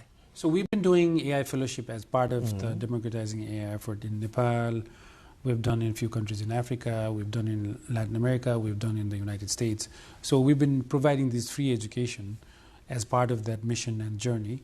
In Nepal, we've been doing fellowship programs for quite a while, and we launched a program called AI Shiksha for Nepal as part of this democratizing AI effort. And we will continue to do so. And the hope is AI Shiksha for Nepal program will, through that program, we'll be able to provide AI education to many, many, many students here in Nepal. What is the contribution of a country like Nepal in the global AI ecosystem? It can make a lot of contribution. That's a meaningful statement. It can make. Yes, it can make a big contribution, a very meaningful contribution to the in the global stage of AI. And I would say that partly because of the talent here. There is a lot of talent who can be trained in AI and who can produce both services and product for the world. Services, obviously, outsourcing services and other kind of services can be done here from Nepal. But beyond that, I think the talent is so good that if we just train them a bit more and make them competitive enough for a global stage, then they will be able to build products right here in Nepal for the world. In which case you will have products built in Nepal, sold out all outside of Nepal and in Nepal. And I think that will be a global contribution. But beyond that, even for Nepal, I think there are a lot of AI products that could be built in Nepal for Nepal by Nepali engineers. And I think that will be amazing to see in the coming months, years, and the decade. My question is, the ethical use of AI, how would you promote it and advocate it, given that your slogan, democratizing AI, is also trying to spread it across? So does that promote the ethical use of AI or the random use of AI? So when we do provide AI education, we talk, one of the chapters and sections is about ethics, AI ethics and AI policies and so forth. And this is a very important question because AI is impacting a lot of lives and it's starting to automate a lot of things. And as you said, some people might lose jobs, some people might not be happy about this. But in total, net, I think there's a lot of good that is coming. But even then, ethics and how AI and the data privacy sort of interacts with it, and do we have right policies on data privacies? Do we have right laws mandated on face recognition? So those are some of the very important questions that we need to address. And I think many countries are starting to catch up to the tech, right? Because the tech's so speeding ahead that government, federally, locally, are still doing a catch-up game on policies, right? And to give you an example, there was a law passed a while ago that, not in Nepal, outside of Nepal, that if you are using an AI system to filter resumes for more than 50%, that model needs to be audited. But what does model auditing, AI model auditing even means, and who's going to do it? None of that was clear, right? So that created a situation where people were confused. So I think, especially things related to AI and the ethics of AI, there needs to be more study. There needs to be more policymakers who has also studied AI, spend time on it, and figure out how all of this intersection needs to be untangled to make sure AI is impacting lives for better and not necessarily for worse.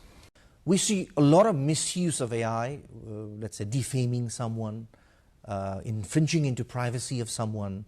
So could there be a system within the AI itself that could stop things like that? If not fully stop, at least identifying misinformation, fake videos, fake pictures, those are some of the new AI systems being built. We are all, because we have had some issues where, for example, the candidates, especially when we are hiring remote engineers, the person who interviewed versus person who applied and who started working were all different. And we didn't catch fast enough until they got onboarded. And then we realized, oh, the person who's attending the meeting doesn't look anywhere like the person who interviewed, right? And we are playing that catch-up.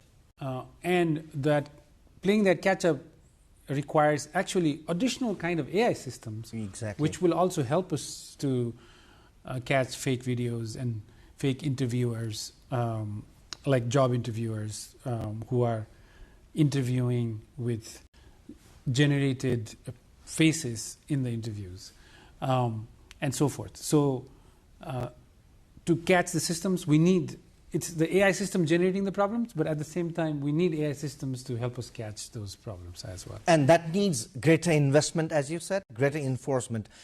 For example, kids as young as, let's say, 10, 12, were exposed to AI tools, are not aware about the ethical use of AI, because the system that they are exposed with would be the cheaper one, readily available one, free to use one, which are more onto attracting users and generating money out of that. So can there be a system within the AI to control things as such? Yeah, definitely.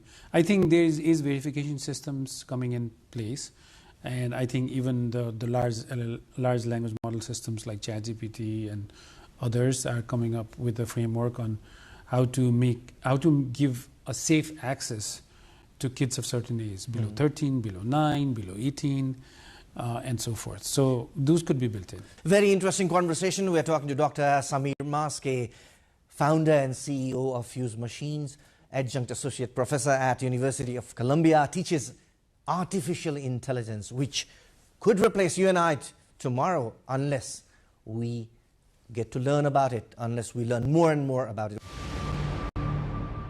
We are trying to conclude this conversation now.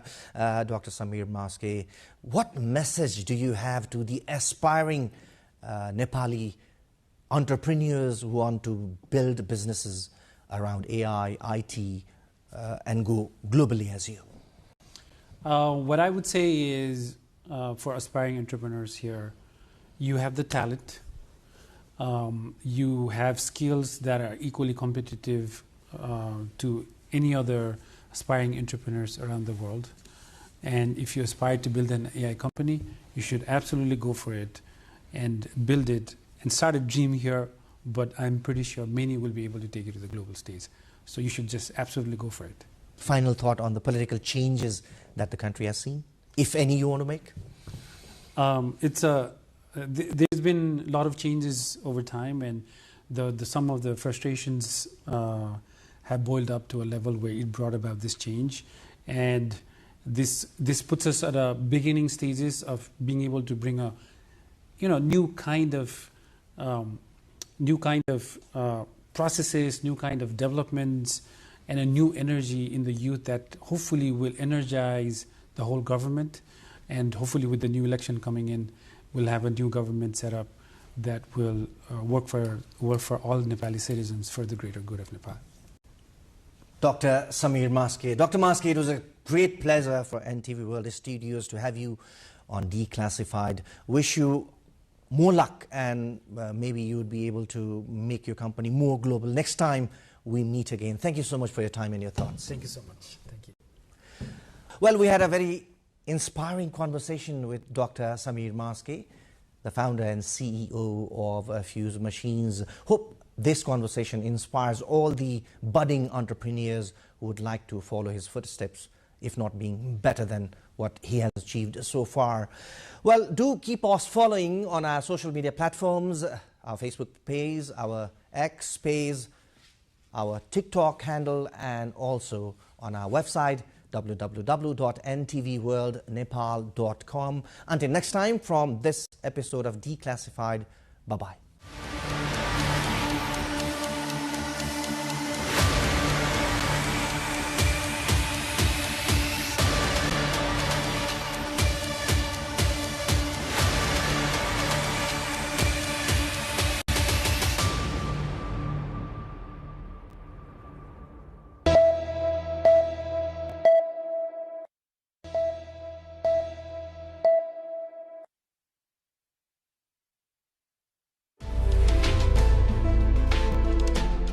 We have prepared a comprehensive security plan, which is named as Integrated Security Plan for Election. So this security plan has mentioned how to ensure the election security from the very beginning to the end of all these processes. The security plan itself is very clear. At the first layer, there is Nepal Police and the Election Police, the combined. Then in the next layer, there will be APF, Armed Police Force, and in the third layer, there will be Nepal Army. And the vital installations during the election period will be protected by Nepal Army. And those who are deployed in the vital installations, they will be deployed in the election. So this is the basic framework how the security forces are used in the election. Yeah, it is up to the Election Commission and Home Ministry. We both jointly complement to each other. Those ballot papers are transported to the district headquarters by the Nepal Army. Then from there to the polling station and the office of the election officer, then district level security arrangement will be responsible. And after the polling is over, then the ballot papers will be returned to the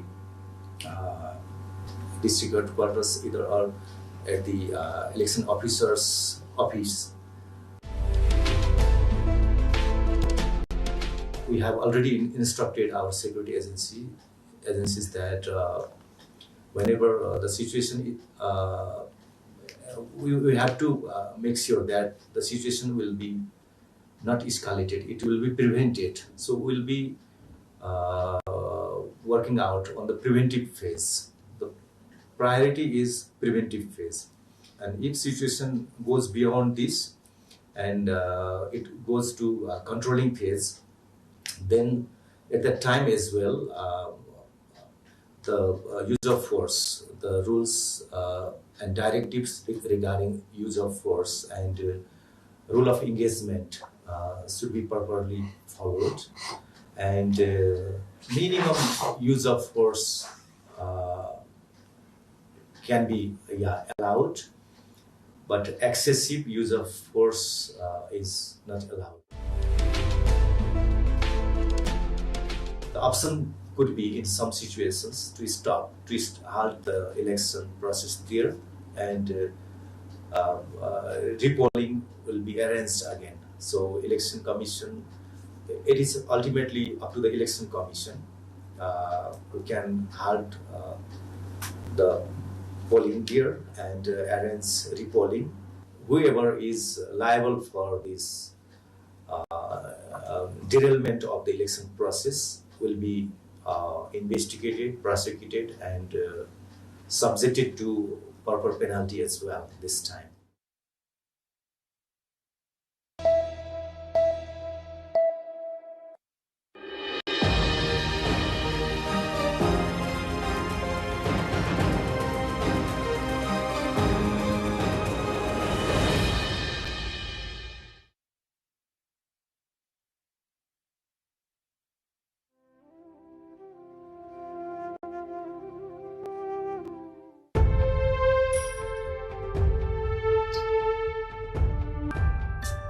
It is no more the remote far west, but the wonderful west.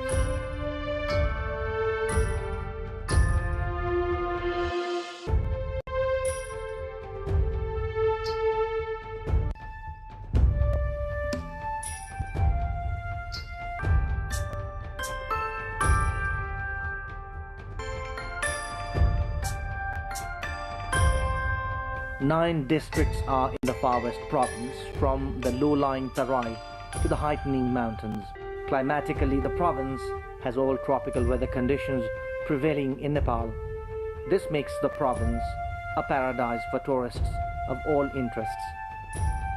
Khaptad, Badimalika, Api and Saipal mountains, Surmi and Ghodagodi lakes, Ramarosan area, Dodara Chandani, Sukla Fata Wildlife Reserve, Tikapur Botanical Garden, Amargari Fort.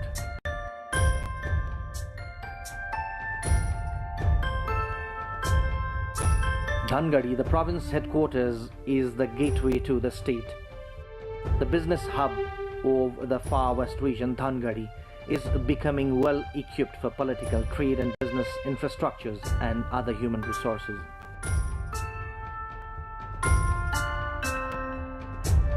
The far west region of Nepal is blessed with natural beauty. Any traveler is attracted by this epitome of beauty and a gift of Mother Nature.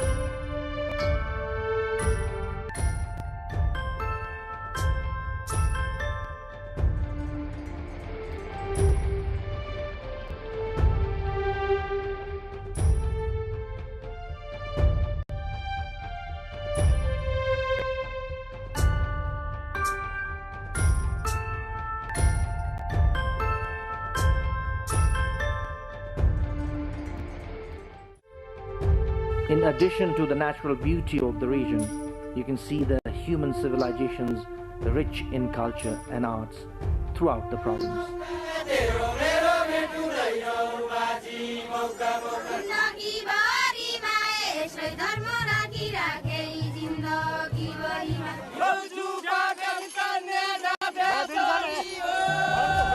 The people of this region enjoy their unique lifestyle identified by their culture, language and religion.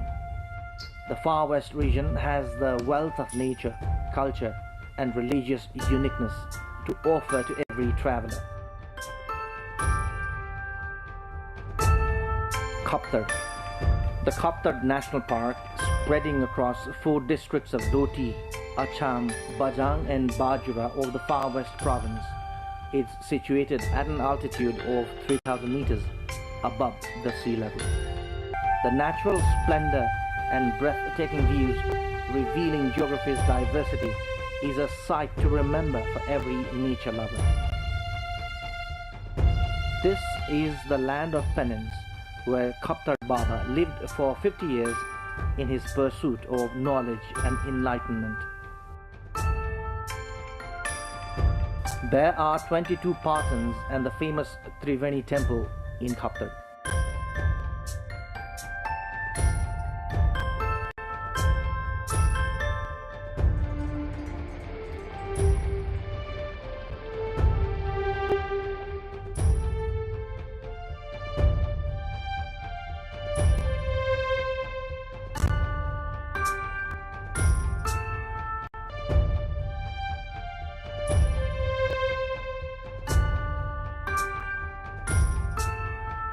The natural splendor of Kaptard area is attracting many domestic and foreign tourists by the day.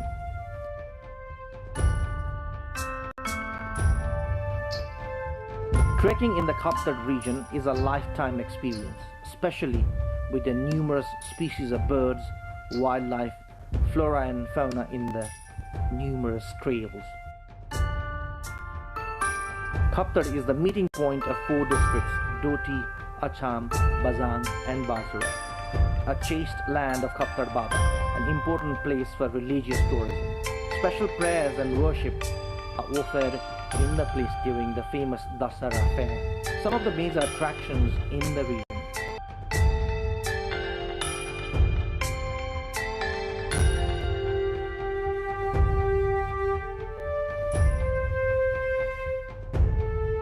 Badi Malika. Situated 4,200 meters above the sea level, Badi Malika is a famous religious site in remote Bajura district of the far west province.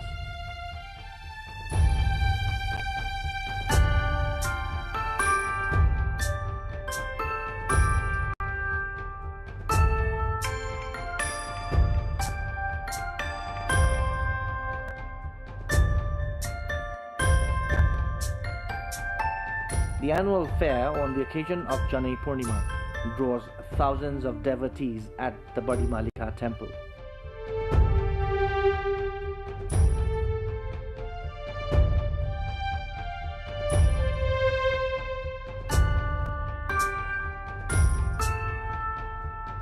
lush green meadows, pure waterfalls, and whistling ravines flowing downstream are the major attractions of the natural wonder. Thousands of domestic and foreign tourists flock the temple every year during the fair and other times as well. Badi Malika is popular among people in the far west and Karnali provinces. However, few people from Kathmandu and Gadwal of India also visit this site for pilgrimage. The famous pilgrimage site in Bajura district of Far West province, Badi Malika. There is a popular belief that offering worship to deity Badi Malika fulfills one's wishes. Large fair takes place every year on Janai Purnima. The Badi Malika temple on top of a hill. The 22 patans, various species of flowers, panoramic view of the mountain range.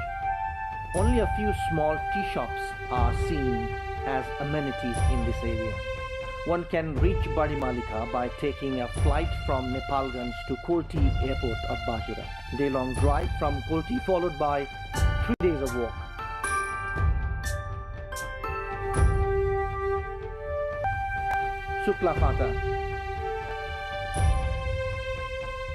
Suklafata National Park is a world-famous destination for those interested in wildlife.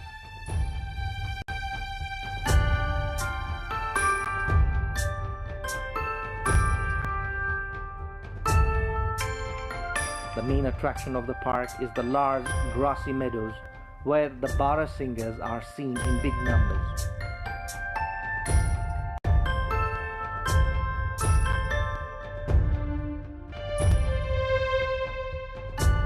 The flock in the park is said to be the largest in the world.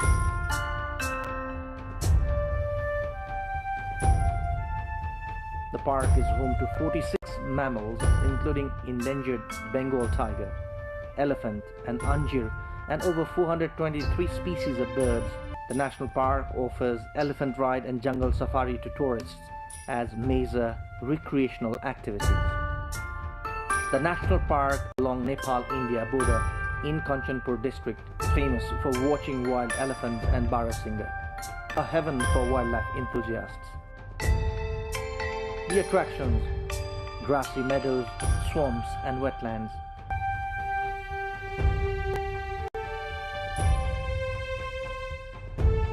Ramaroshan, located in Acham district of Nepal at an altitude of 2500 meters above the sea level. Ramaroshan is a jewel for tourists in the Far West province.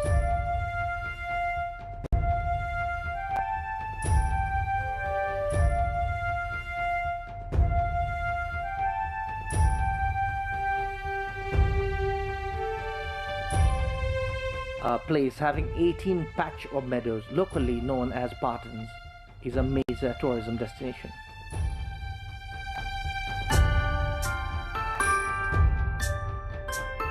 The beautiful Ramaroshan Lake is the major attraction for tourists here.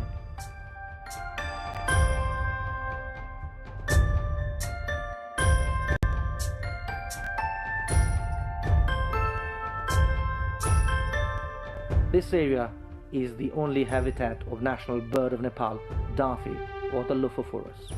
The rhododendron forest along the trails leading to the lake rejuvenates every traveler.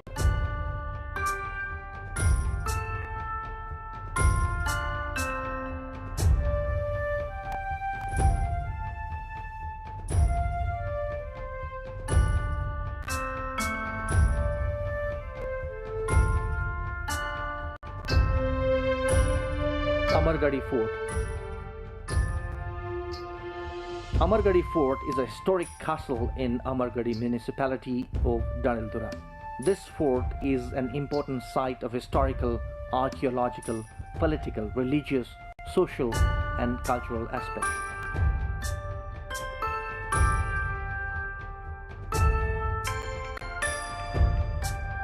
The fort that witnessed the bravery of Kaji Amar Singh Thapa in the unification campaign of Nepal is strategically located at the top of a hill in the district headquarters of Darildura.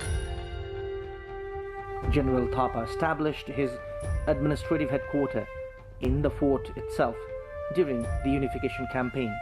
This is an interesting site for researchers and archaeological explorers.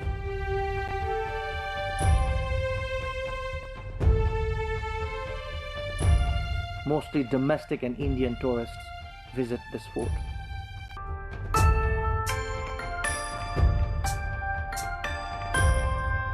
The Far West province has dozens of existing and new tourism destinations. From a breathtaking mountain range to famous temples, the province has tourism destinations for all types of travelers to engage them for even a month.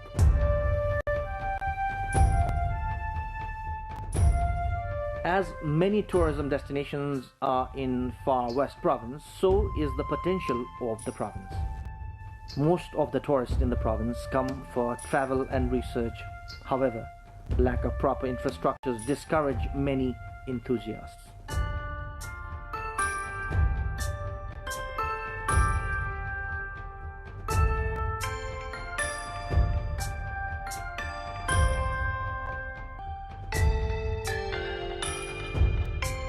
The Far West province has not been able to welcome desired number of tourists in the absence of the amenities.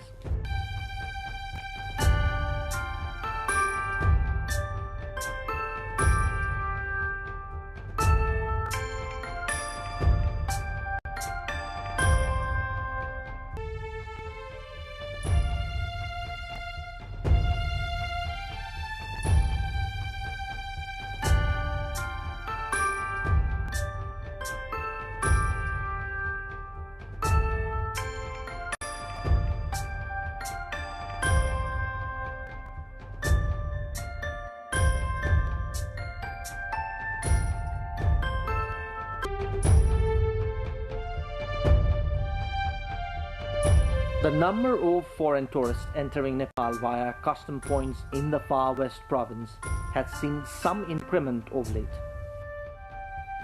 But most of them hardly spend a day or two there. After entering Nepal from Kailali or Kanchanpur, most of the tourists head towards the east for capital Kathmandu or Pokhara or some other destinations.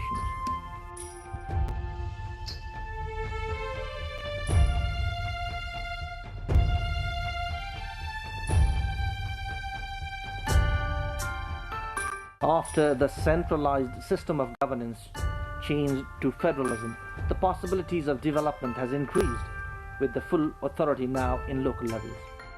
One immediate such possibility is the trekking trail. If only the 5 proposed tourism corridors, Khakrola, Tikapur, Karnali, Badimalika, Khutia, Bipinagar, Tel Lake, Khaptad, Dhangadi, Budar, Saipal, Mahakali River and Jhulaghat, Mursa can be developed as per provincial government's plan, it could contribute to the national mission of prosperity through tourism.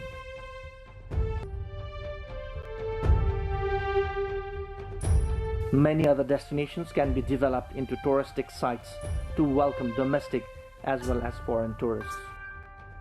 The artist's geography might be discouraging, but the nature has blessed the region with glory.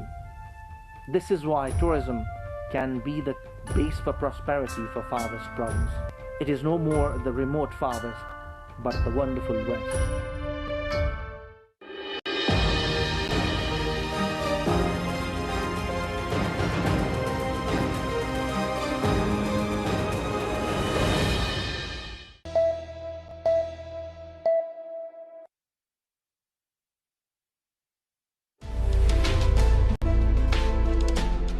We have prepared a comprehensive security plan, which is named as Integrated Security Plan for Election.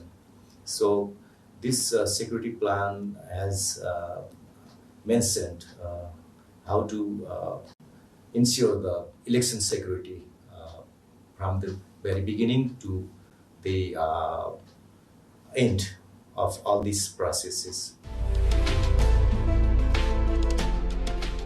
The security plan itself is very clear. At the first layer, there is Nepal police and the election police, the combined.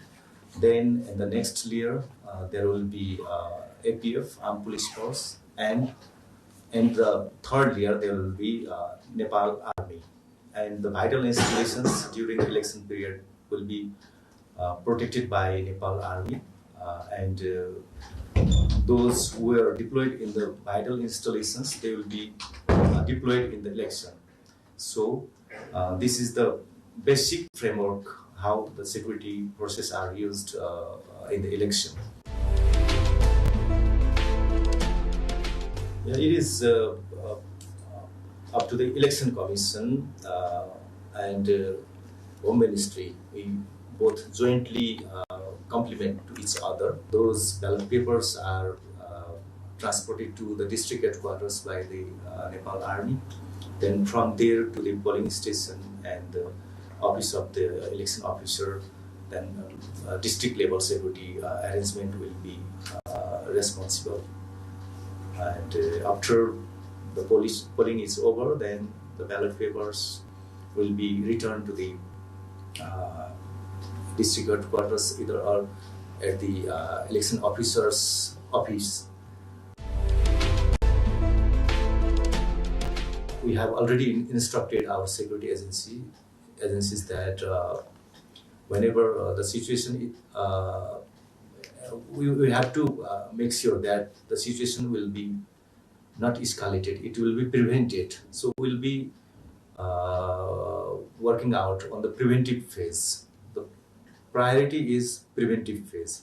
And if situation goes beyond this and it goes to controlling phase, then at that time as well, the use of force, the rules and directives regarding use of force and rule of engagement should be properly followed. And minimum use of force can be allowed, but excessive use of force is not allowed. The option could be in some situations to halt the election process there, and repolling will be arranged again. So election commission, it is ultimately up to the election commission who can halt the polling there and arrange repolling. Whoever is liable for this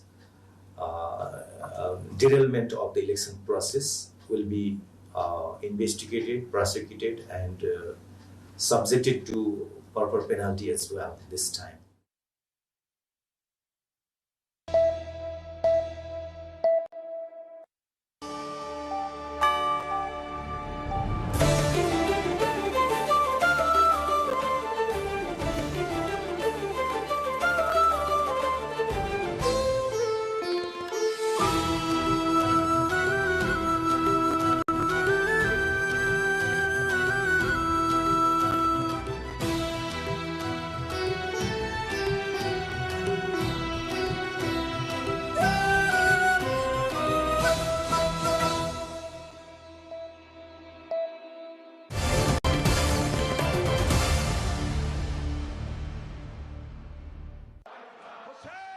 Iran has begun 40 days of mourning after its supreme leader Ayatollah Ali Khamenei was killed in ongoing attack by the United States and Israel, according to Iranian state media. Top security officials were also killed in Saturday's strikes, along with Khamenei's daughter, son-in-law, and grandson. The killings mark one of the most significant blows to Iran's leadership since the 1979's Islamic Revolution. President Masoud Pezeshkian condemned the killing as a great crime, according to a statement from his office. He also declared 7 days of public holidays in addition to the 40 days mourning period. The killing also led to protests in neighboring Iraq, which declared 3 days of public mourning. In Baghdad, protesters confronted security forces in the heavily fortified Green Zone, which houses Iraqi government buildings and foreign embassies. The 86-year-old, who has been Iran's supreme leader since 1989, was killed in the opening salvo of a massive US and Israeli attack that extended into a second day on Sunday.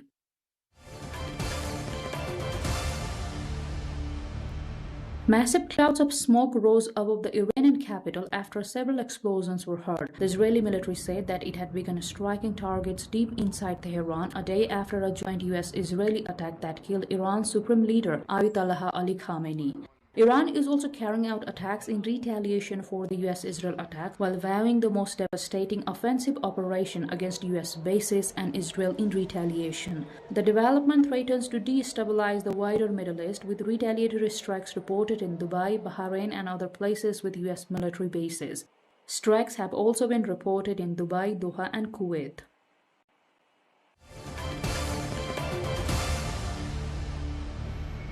One person has been killed and 11 injured at airports in Dubai and Abu Dhabi as Iran launched attacks across the Middle East in response to a massive and ongoing attack by the US and Israel.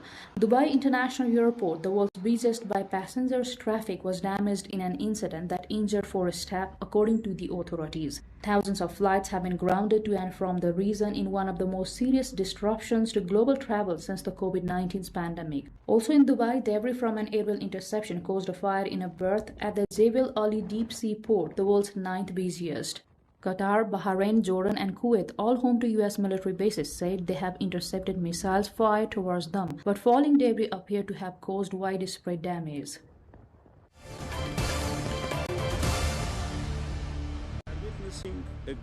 United Nations Chief Antonio Guterres has warned that the military action in the Middle East risks triggering uncontrollable consequences in the region after US and Israeli strikes on Iran and the retaliatory attacks by Tehran. Guterres told an emergency meeting of the UN Security Council that military action carries the risk of igniting a chain of events that no one can control in the most volatile region of the world. We are witnessing a grave threat to international peace and security. Military action carries the risk of igniting a chain of events that no one can control in the most volatile region of the world. Let me be clear, there is no viable alternative to the peaceful settlement of international disputes. The Iranian ambassador to the United Nations, Amir Shahid Iravani, alleged the US and Israel have committed a war crime during the emergency meeting of the UN Security Council. The number of innocent civilians continues to rise. This is not only an act of aggression, it is a war crime and a crime against humanity. The United States and Israel, on the other side, have defended their attack on Iran, which calls the resulting civilian deaths a war crime during the emergency meeting of the UN Security Council.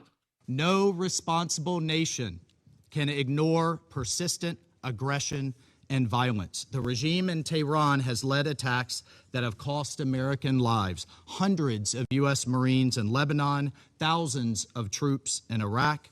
American hostage after hostage has suffered.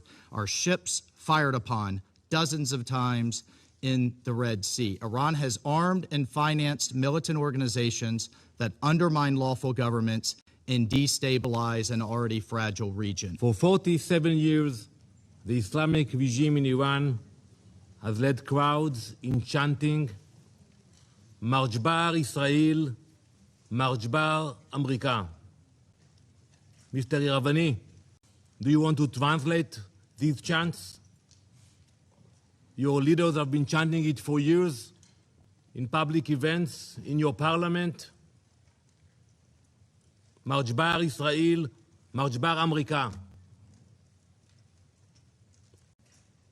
They mean death to Israel, death to America.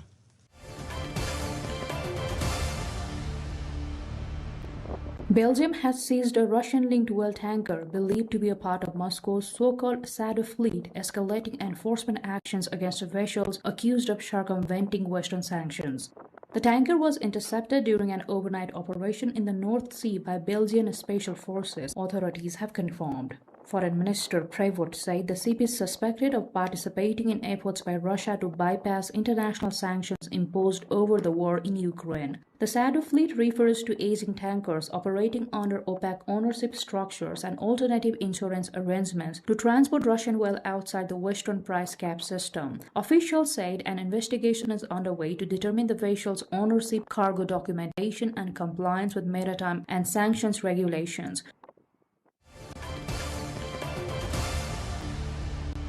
Torkham border area has been deserted after heavy clashes between Afghan and Pakistani forces broke out again overnight Sunday. The clashes took place along the disputed Durand line, with Afghan security forces claiming to have inflicted significant losses on Pakistani forces. The area remains heavily militarized and volatile. Torkham, a key commercial crossing between Afghanistan and Pakistan, has long been a flashpoint due to disputes over the Durand line, the 19th century boundary demarcation that Afghanistan has historically contested. Tensions frequently flare over fencing, troop movements, and shelling. Residents in the Torkham area say that clashes have persisted for several days, forcing families to flee their homes amid fears of escalating violence. Civilian displacement and disruption to trade have also compounded concerns about stability in the already fragile border region. The situation, however, remains tense, with both sides maintaining a heightened military presence along the frontier.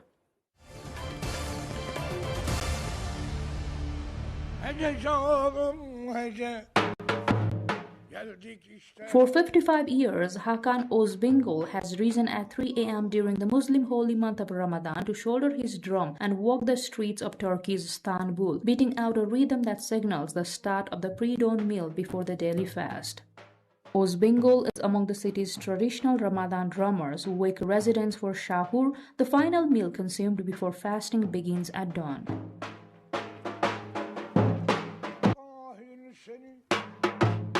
Carrying a large double-headed drum strapped across his body, he moves through neighborhoods in the early hours, striking a steady sound that echoes through narrow streets and apartment blocks. The custom, which dates back centuries in the former Ottoman capital, remains a visible part of Ramadan observance in Turkey's largest city, despite the spread of modern alarm clocks and mobile phones reminders. Ramadan drummers are typically permitted by local authorities and often collect money from residents at the end of the fasting month. The practice reflects Istanbul's blend of religious tradition and urban life as millions observe the month of fasting, prayer, and community.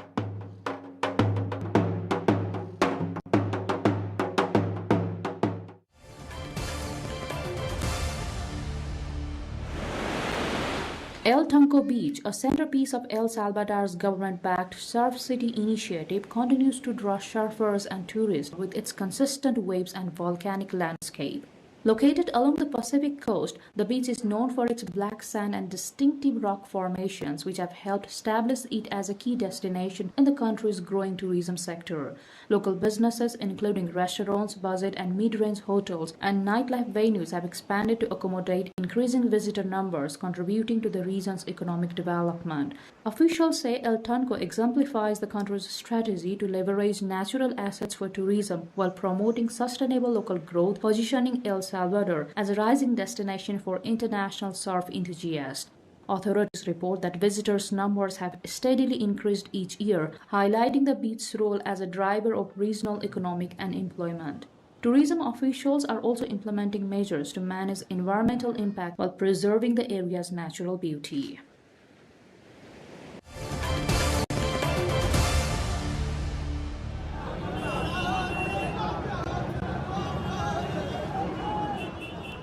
Hundreds of people gathered along the banks of the Ganges River at Harishchandra Ghat in Varanasi to take part in the Indian city's unique Mashan or Bhasma Holi celebrations, marking the Hindu Spring Festival with ashes from funeral pyres and bursts of colored powder. Participants hurled sacred ash and vibrant powders at one another in the ritual that blends festivity with symbolism, reflecting the city's deep spiritual traditions.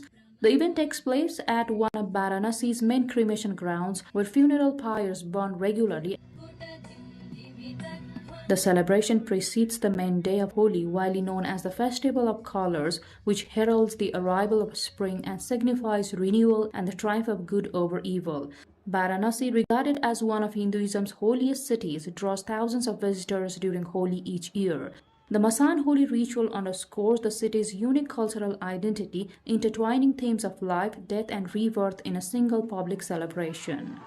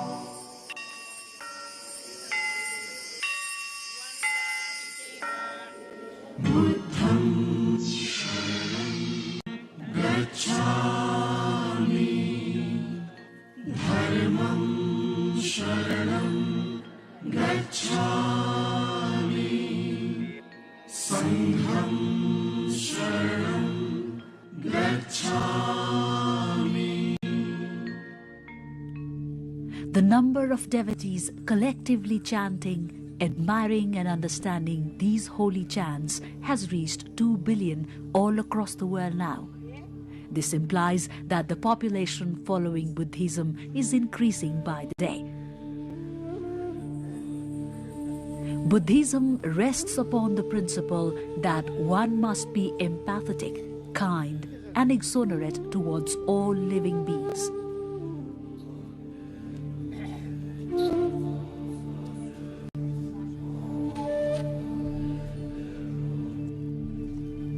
Love, brotherhood, and mutual harmony is the only way towards peace at present, when the whole world is entangled within warfare, fighting, and conflicts. Anyone seeking for peace can find it within themselves on internalizing the words and messages of Gautama Buddha.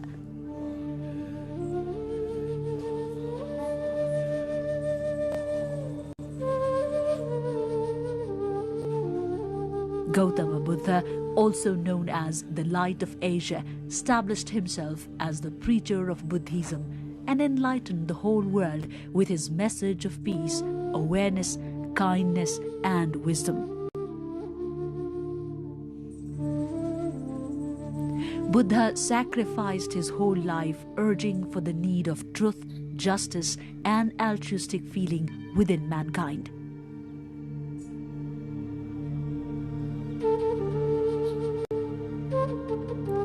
Gautama Buddha was born in Lumbini. It lies in the western part of Nepal in Rupandehi districts of the Lumbini zone. Lumbini has been protected under the World Cultural Heritage Site since 1997 AD.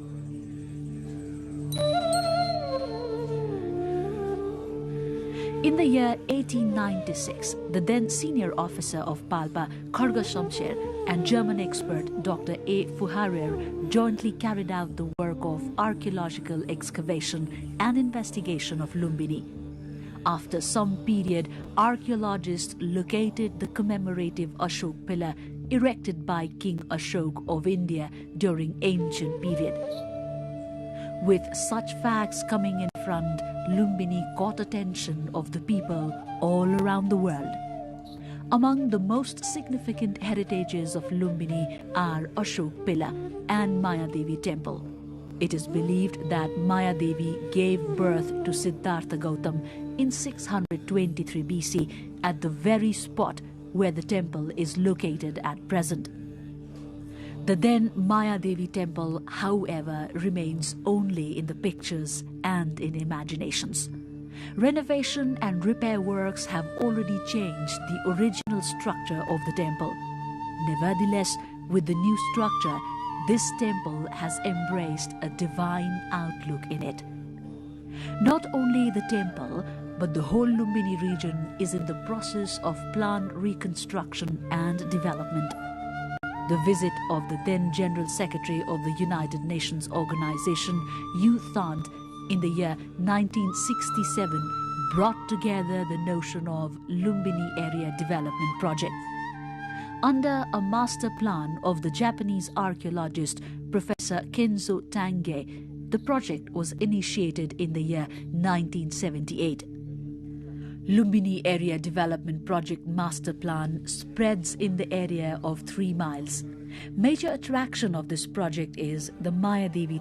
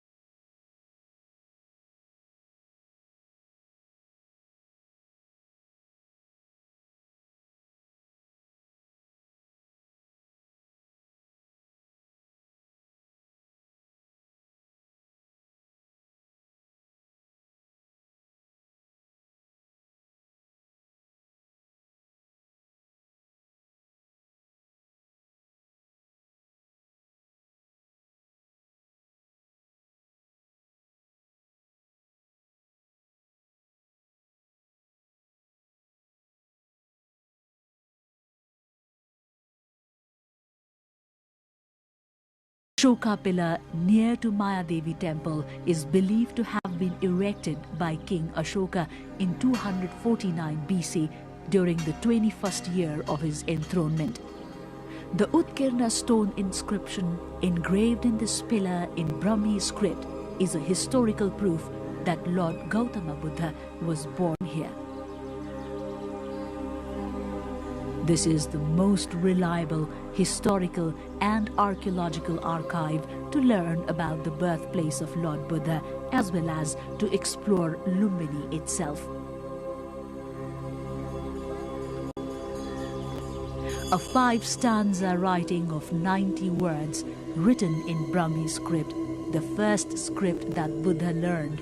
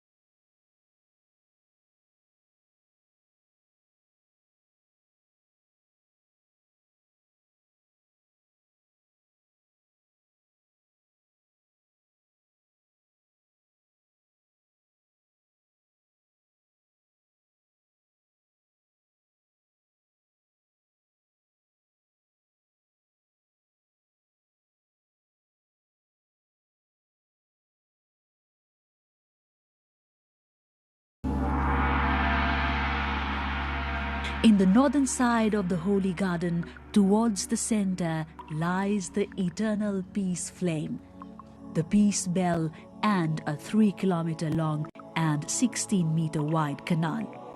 One can also view the World Peace Pagoda from here.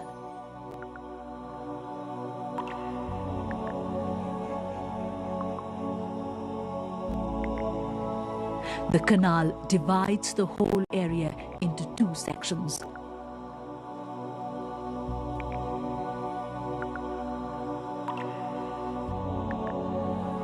Towards the eastern monasteries, 13 plots are designated to Thur Buddhist and 29 plots are allocated to Mahayani Buddhist in the western monasteries.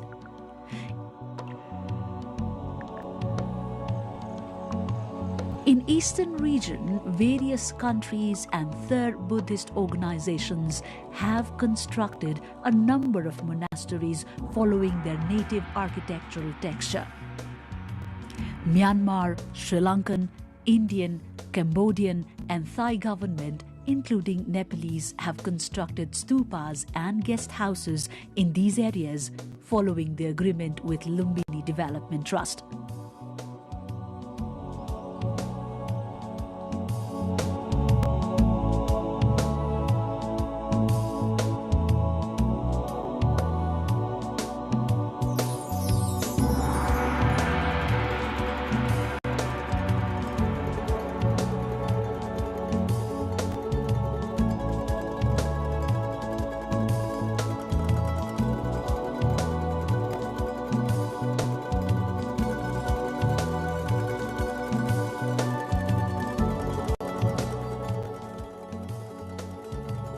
Similarly, most of the western plots have been occupied with similar stupas, monasteries, guest houses and meditation centers constructed by various organizations or Government of Nepal, China, Vietnam, France, Japan, Austria, Bhutan and Mongolia, among other nations.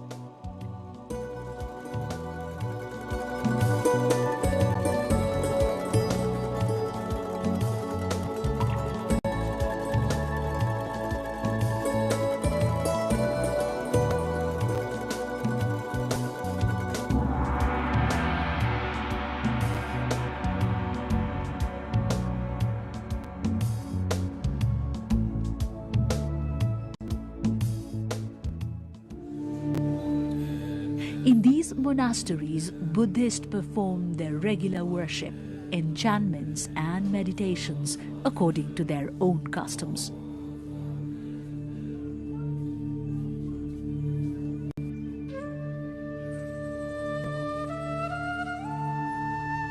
In the northern side of the new Lumbini village area is the 41.5 meter long and 49 meter cylindrical World Peace Pagoda.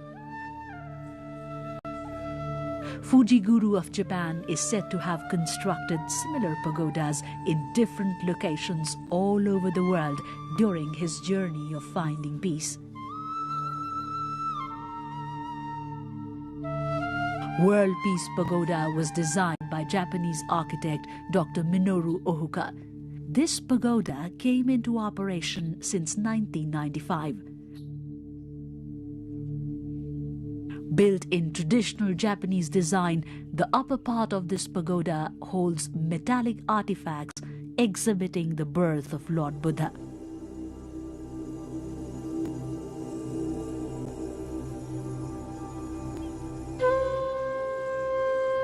Lumbini Museum and Lumbini International Research Center are other important places to visit once one reaches Lumbini. These buildings, constructed in pagoda style, portray an architectural masterpiece in themselves. Inside Lumbini Museum, the archaeological remains found during the excavation of Lumbini area are preserved inside a large hall. One can easily gather information about the birthplace of Lord Buddha and the then contemporary society and culture exploring these heritages.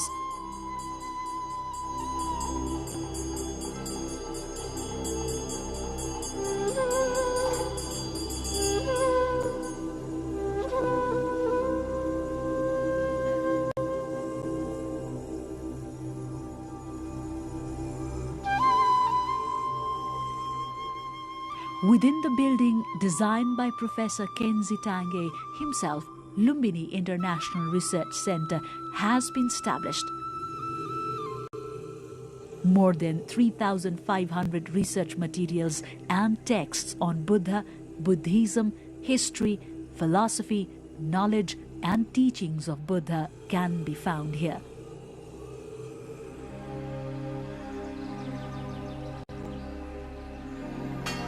For the visitors' comfort, the center has provided the facility to read texts on different languages, including Sanskrit, Chinese, Japanese, Turkmen, Burmese, Thai, Nepali, and Nepal languages.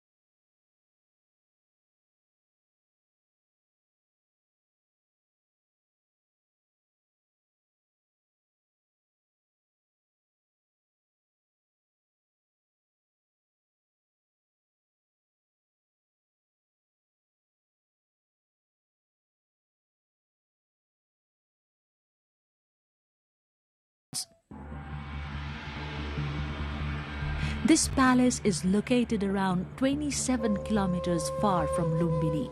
Lord Buddha, as the prince, spent 29 years of his life in this palace. Prince Siddhartha Gautama abandoned the royal livelihood in search of Mahanirvana, or enlightenment.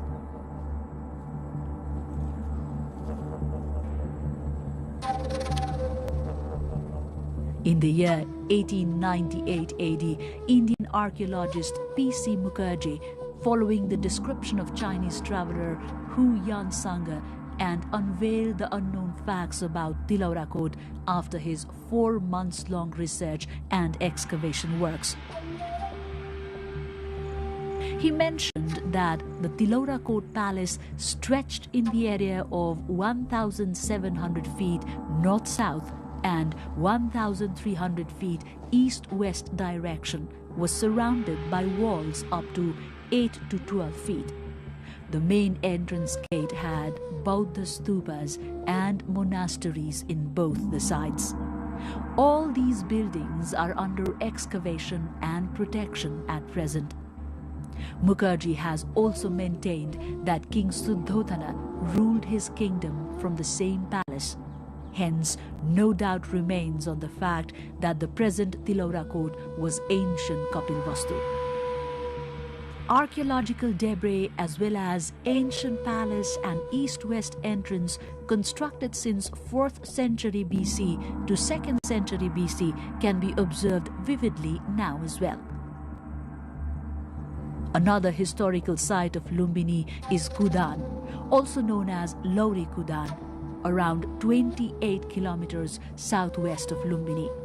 Myths have it that Lord Gautama Buddha met his father King Suddhodana at this very spot for the first time on returning to his hometown Kapilvastu after attaining enlightenment. Others say Prajapati Gautami, Gautam Buddha's foster mother, handed him Kayas Vastra at this place. Some others also claim that at this very site, Gautama Buddha's son Rahul transformed into Buddhism and turned a saint. Inscription held the existence of 4 walls and 1 buried well at this place. However, only 3 walls can be seen at present.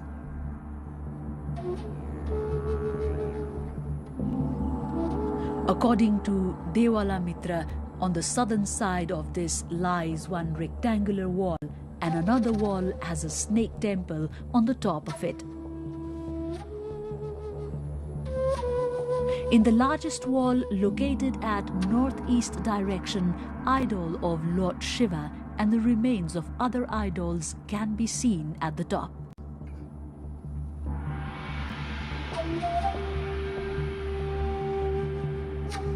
"500 meters north of King Suddhodana's palace lay 2 stupas. Experts say these stupas are the graves of King Suddhodana and his queen Maya Devi. The larger stupa has the area of 52 feet and is 75 feet high, whereas the smaller one has the area of 26 feet. The larger stupa is said to be constructed in the 4th century BC and was reconstructed 3 times during the 2nd and the 1st century BC. Similarly, the smaller stupa is believed to have been constructed in between the 2nd and the 1st century BC.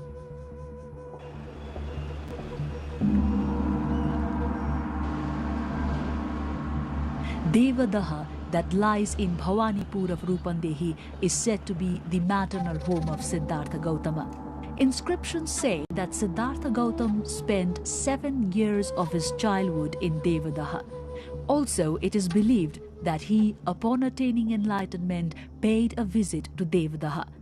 Devadaha is also popularly regarded as the maternal home of Queen Maya Devi, Queen Prajapati, and Princess Yasodhara.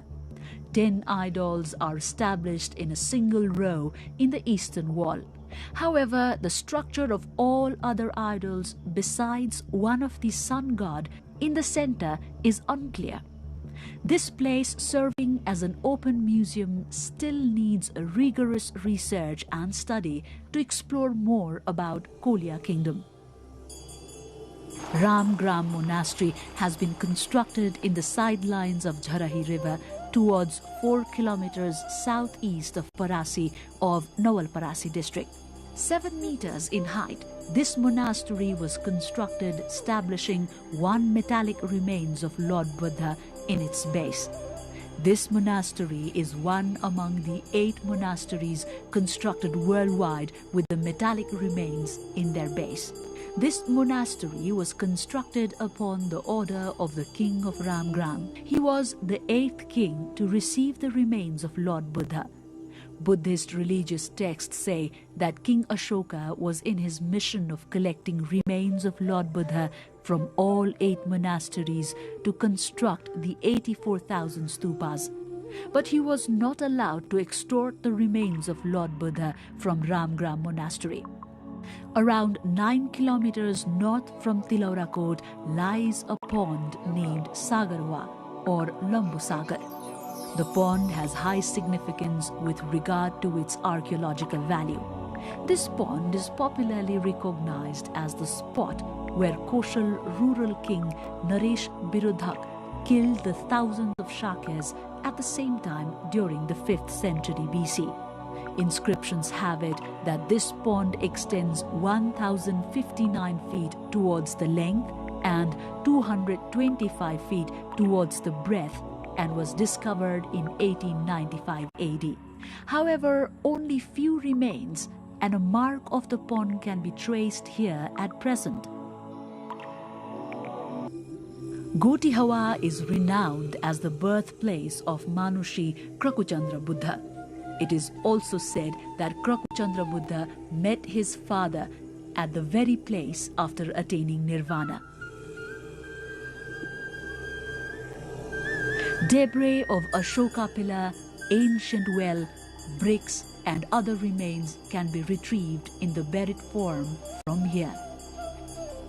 Major Wada and P.C. Mukherjee excavated Gotihawa in 1895 AD and mentioned that Krakuchanda Buddha was born here.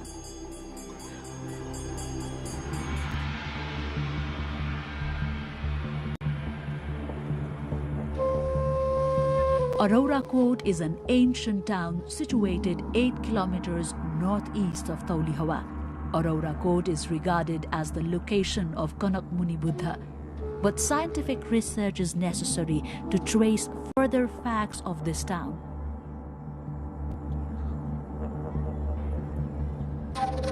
Meanwhile, manuscripts have it that Niglihawa, 7 kilometers far in the northern side of Taulihawa, is the birthplace of Kanak Muni Buddha. It is the same place where he got enlightenment. They also say that archaeologist Dr. Fuhara discovered inscriptions in ancient stupas at this very place. In the western side of Nigli Sagar, one of the Ashoka pillars can be seen in 2 pieces. In an inscription written in Brahmi script, Pali language, it is mentioned that King Ashoka erected this pillar when he reached Kapil Vastu. When he reached Kapil Vastu Lumbini during the 3rd century BC, King Ashoka was said to be in pilgrimage. These pillars, 15 feet long, have engraved figure of peacock in one of the pillar and another has Om Mani Padme Hum carved in it. This holy land of Buddha has a large number of places and objects of historical and archaeological importance. Many are still under the grave of Mother Earth, left to be extracted and excavated.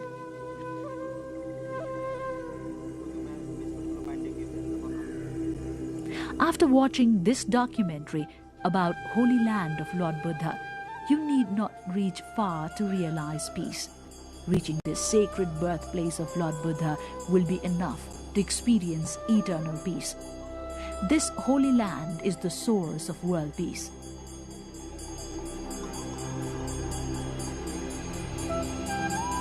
Lumbini is the center of serenity and harmony among all the people in the world. World Cultural Heritage Site and Shakya sage Gautama Buddha's birthplace is a precious gift for the whole world.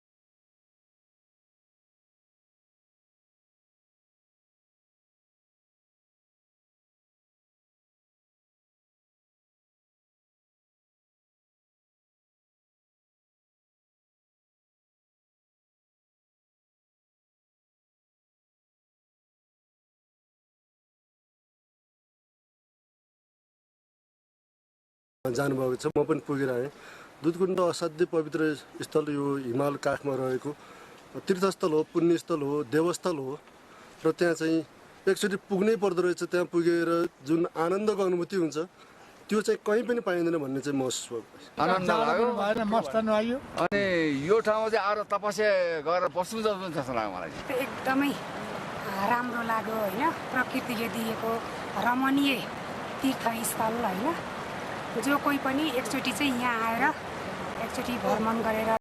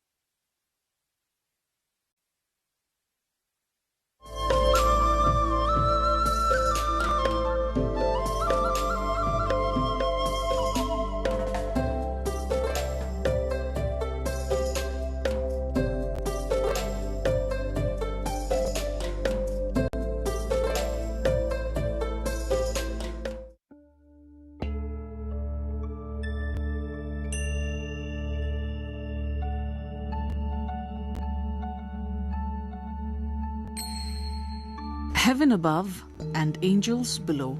This is the essence of Ruby Valley. Nestled in the northern part of Nepal's Dhading district, Ruby Valley is a hidden jewel surrounded on all sides by majestic mountain ranges. The landscape here is a feast for the eyes. White rhododendron blossoms paint the hillsides and sprawling rice fields shimmer under the sunlight. At about 300 kilometers from Kathmandu, the valley is a serene retreat rich in culture, tradition and natural beauty. Reaching Ruby Valley involves a remarkable trek that starts with a scenic journey from Kathmandu through Nuwakot and Rasuwa, winding towards the base of Ganesh Himal, the towering peak that watches over this land. The trek leads through dense pine and oak forests, terrace farmlands, and vibrant local villages like Tipling, home to the Tamang community. These people live in harmony with nature, cultivating crops and raising livestock while keeping their rich traditions alive, welcoming visitors with warm hospitality and cultural performances.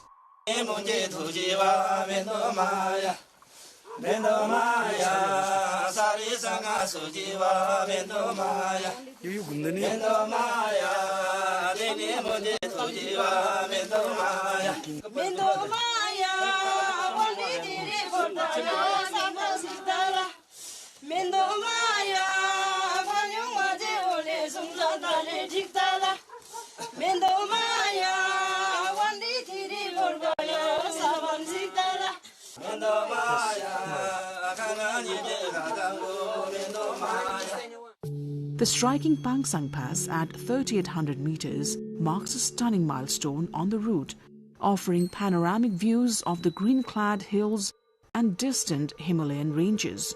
Below, forests of tall sal trees stand as silent guardians. As travelers traverse this landscape, they witness local women harvesting crops, hear the heartfelt songs sung by villagers in the fields, and feel the essence of a life deeply connected to the land. The daily sight of Ganesh Himal inspires awe and a sense of peace that visitors carry with them. Ruby Valley lies in the heart of the Himalayas, surrounded by some of Nepal's most famous mountain ranges, Manaslu, Annapurna, Langtang and Ganesh Himal itself.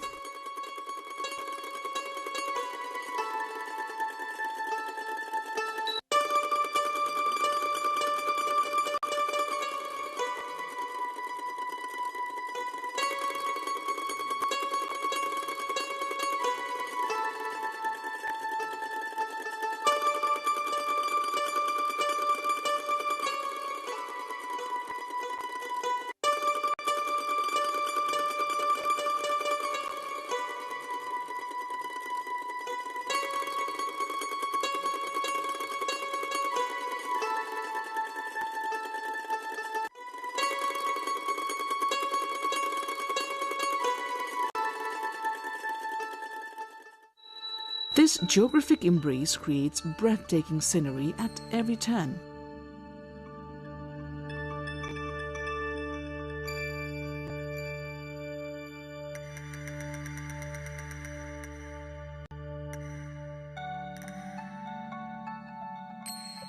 Yak caravans and mule trains add a touch of timeless charm to the trekking experience, enhancing the rustic beauty of this remote land. The village of Chalis, nestled in the lap of Ganesh Himal, is a cultural crossroads for the Gurung community. Visitors witness their unique traditions, hear their folk songs by evening fires, and enjoy their vibrant dances, which invite travelers to connect on a deeper level.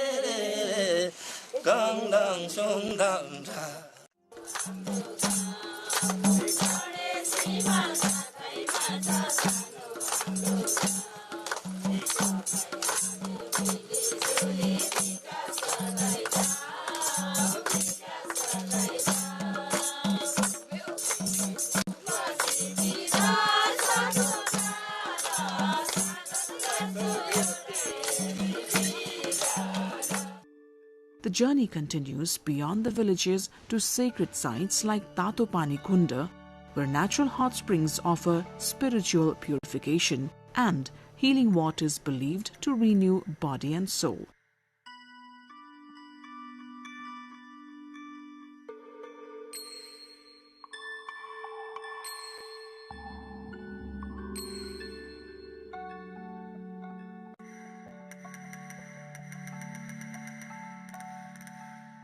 From there, hikers embark on a challenging yet rewarding trek to the holy Ganesh Kunda, a glacial pond named after Lord Ganesh.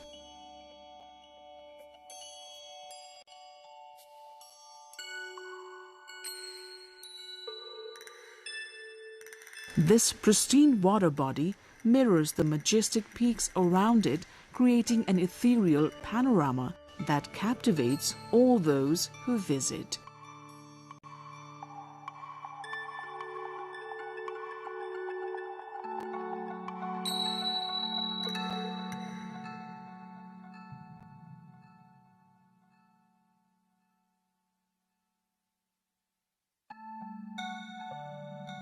With peaks ascending over 7,400 meters, Ganesh Himal stands as a guardian of this sacred valley.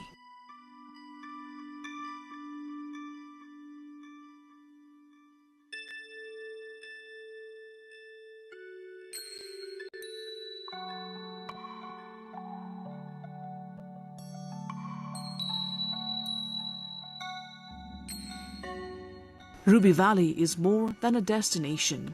It is an invitation to experience Nepal's untouched nature, vibrant cultures, and spiritual heritage all in one journey.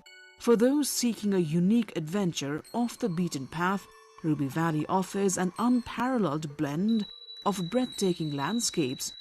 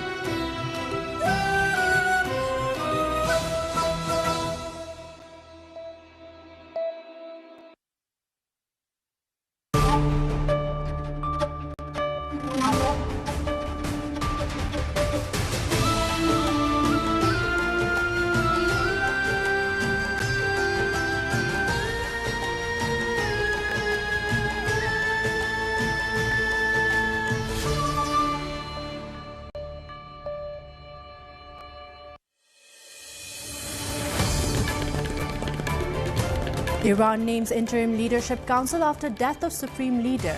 Middle East conflict escalates after Iran retaliates with attacks on multiple Arab countries. Nepali killed in Iranian strike on UAE. Government to aid stranded nationals. Nepal voices deep concern over Middle East tensions. Middle East tensions spark global air travel chaos. Nepali migrant workers stranded at TIA. Nepal enters final days of campaigning for March 5 polls. People heading constituencies to cast ballots. At least 17 killed in factory explosions in India's Maharashtra. Authorities oversee safety after similar blast in Andhra Pradesh a day earlier. And South Africa defeats Zimbabwe as the Proteas continue Super 8 campaign of ICC World Cup. India and West Indies clash for a semi-final spot. Good evening, I'm Bijata Bhandari and you're watching NTV World News Hour, coming to you live from Kathmandu at 2200 hours Nepal time. Now the news in detail. Iran's President Masoud Pezeshkian appeared in a recorded message on state TV following the death of Supreme Leader Ayatollah Ali Khamenei. He expressed condolences and announced that a 3-member interim leadership council, including himself, Judiciary Chief Mohseni Ejehi, and Ayatollah Ali Reza Arafi, has begun work to prevent a power vacuum while a new supreme leader is selected. Pezeshkian pledged that Iran's armed forces will disappoint their enemies and are crushing enemy bases. Earlier, he posted on X that the attacks would not disrupt the resolve of the government of the Islamic Republic. He also noted that the nation's grief over Khamenei's death would remain in the minds of people for a long time. Earlier, Iran began a 40-day mourning period following Khamenei's killing in U.S.-Israeli attacks, which also killed top security officials and his family members. Pezeshkian condemned the strike as a great crime and declared 7 days of public holidays. Khamenei, 86, had led Iran since 1989 and was killed in the U.S. offensive.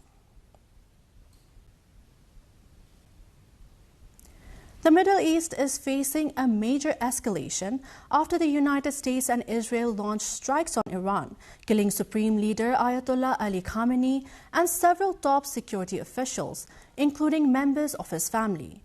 In retaliation, Iran has carried out widespread missile and drone attacks across the region. The UAE Ministry of Defense reports intercepting 167 missiles and 541 drones, but debris caused 3 deaths, 58 injuries and material damage. Dubai International Airport and the port of Jebel Ali were damaged, grounding thousands of flights and disrupting global travel. Kuwait intercepted dozens of missiles and drones, though 1 person was killed and 32 injured.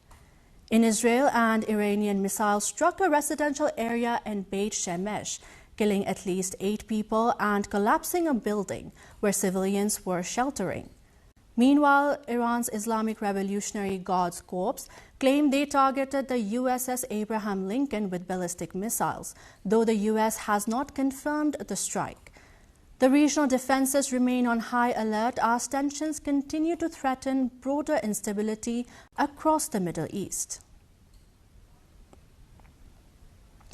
The government has decided to facilitate the safety and rescue of Nepali nationals stranded in Nepal and other countries due to the attacks on Iran.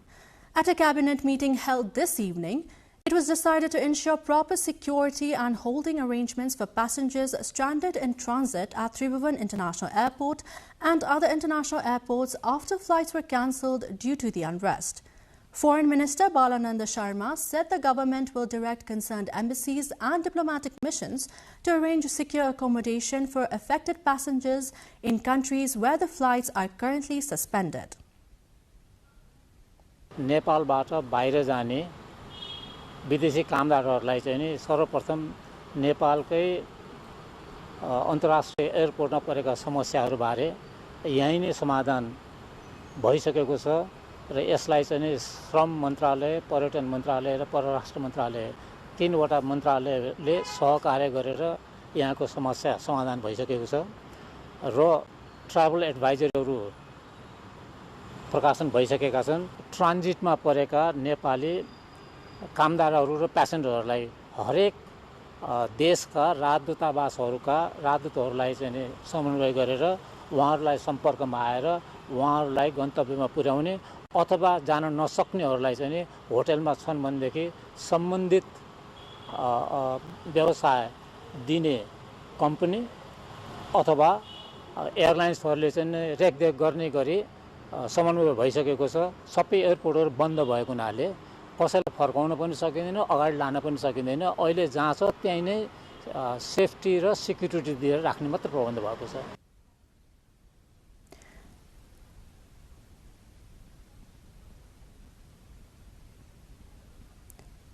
Meanwhile, the government of Nepal has stated that it is prioritizing the safety of Nepali citizens residing in Middle East. The Ministry of Foreign Affairs held a press conference and confirmed that the security of Nepalis in the affected area is a top priority. Ramkaji Kharka, Under-Secretary at the MOFIS Department of Central Asia, West Asia and Africa, stated that a travel advisory has been issued for the affected regions. मध्यपूर्वमा रहेका नेपालीहरू सुरक्षित हुनुहुन्छ।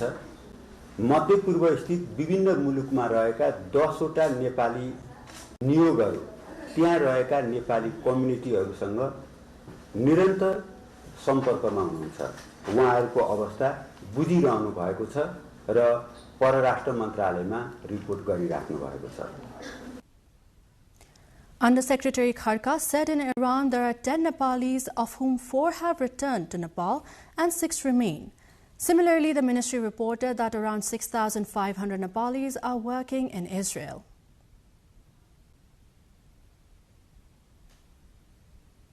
Escalating tensions in the Middle East have disrupted international air travel, forcing the cancellation of multiple outbound flights across the region. Nepal's Tribhuvan International Airport was chaotic, with dozens of international flights cancelled without prior information. Though the chaos at the airport has subsided to a larger extent, the travellers, most of them migrant workers, have neither money to book a hotel or even sure that their employers are still ready to welcome them.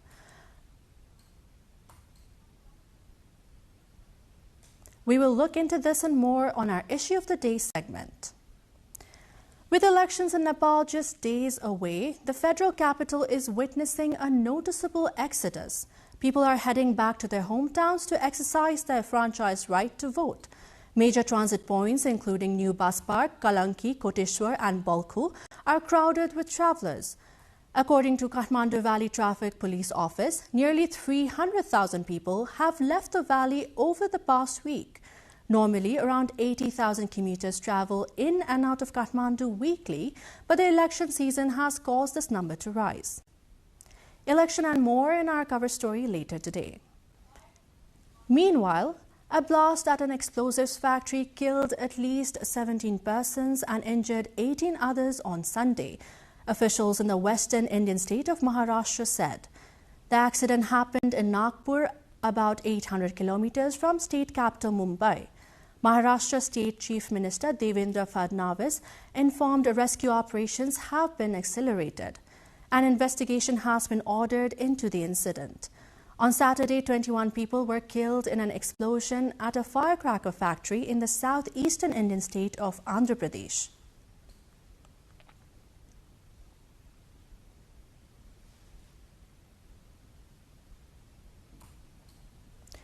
South Africa secured a comfortable victory over already eliminated Zimbabwe at the ongoing T20 World Cup. South Africa chased down the target of 154 with 5 wickets in hand and 13 balls to spare.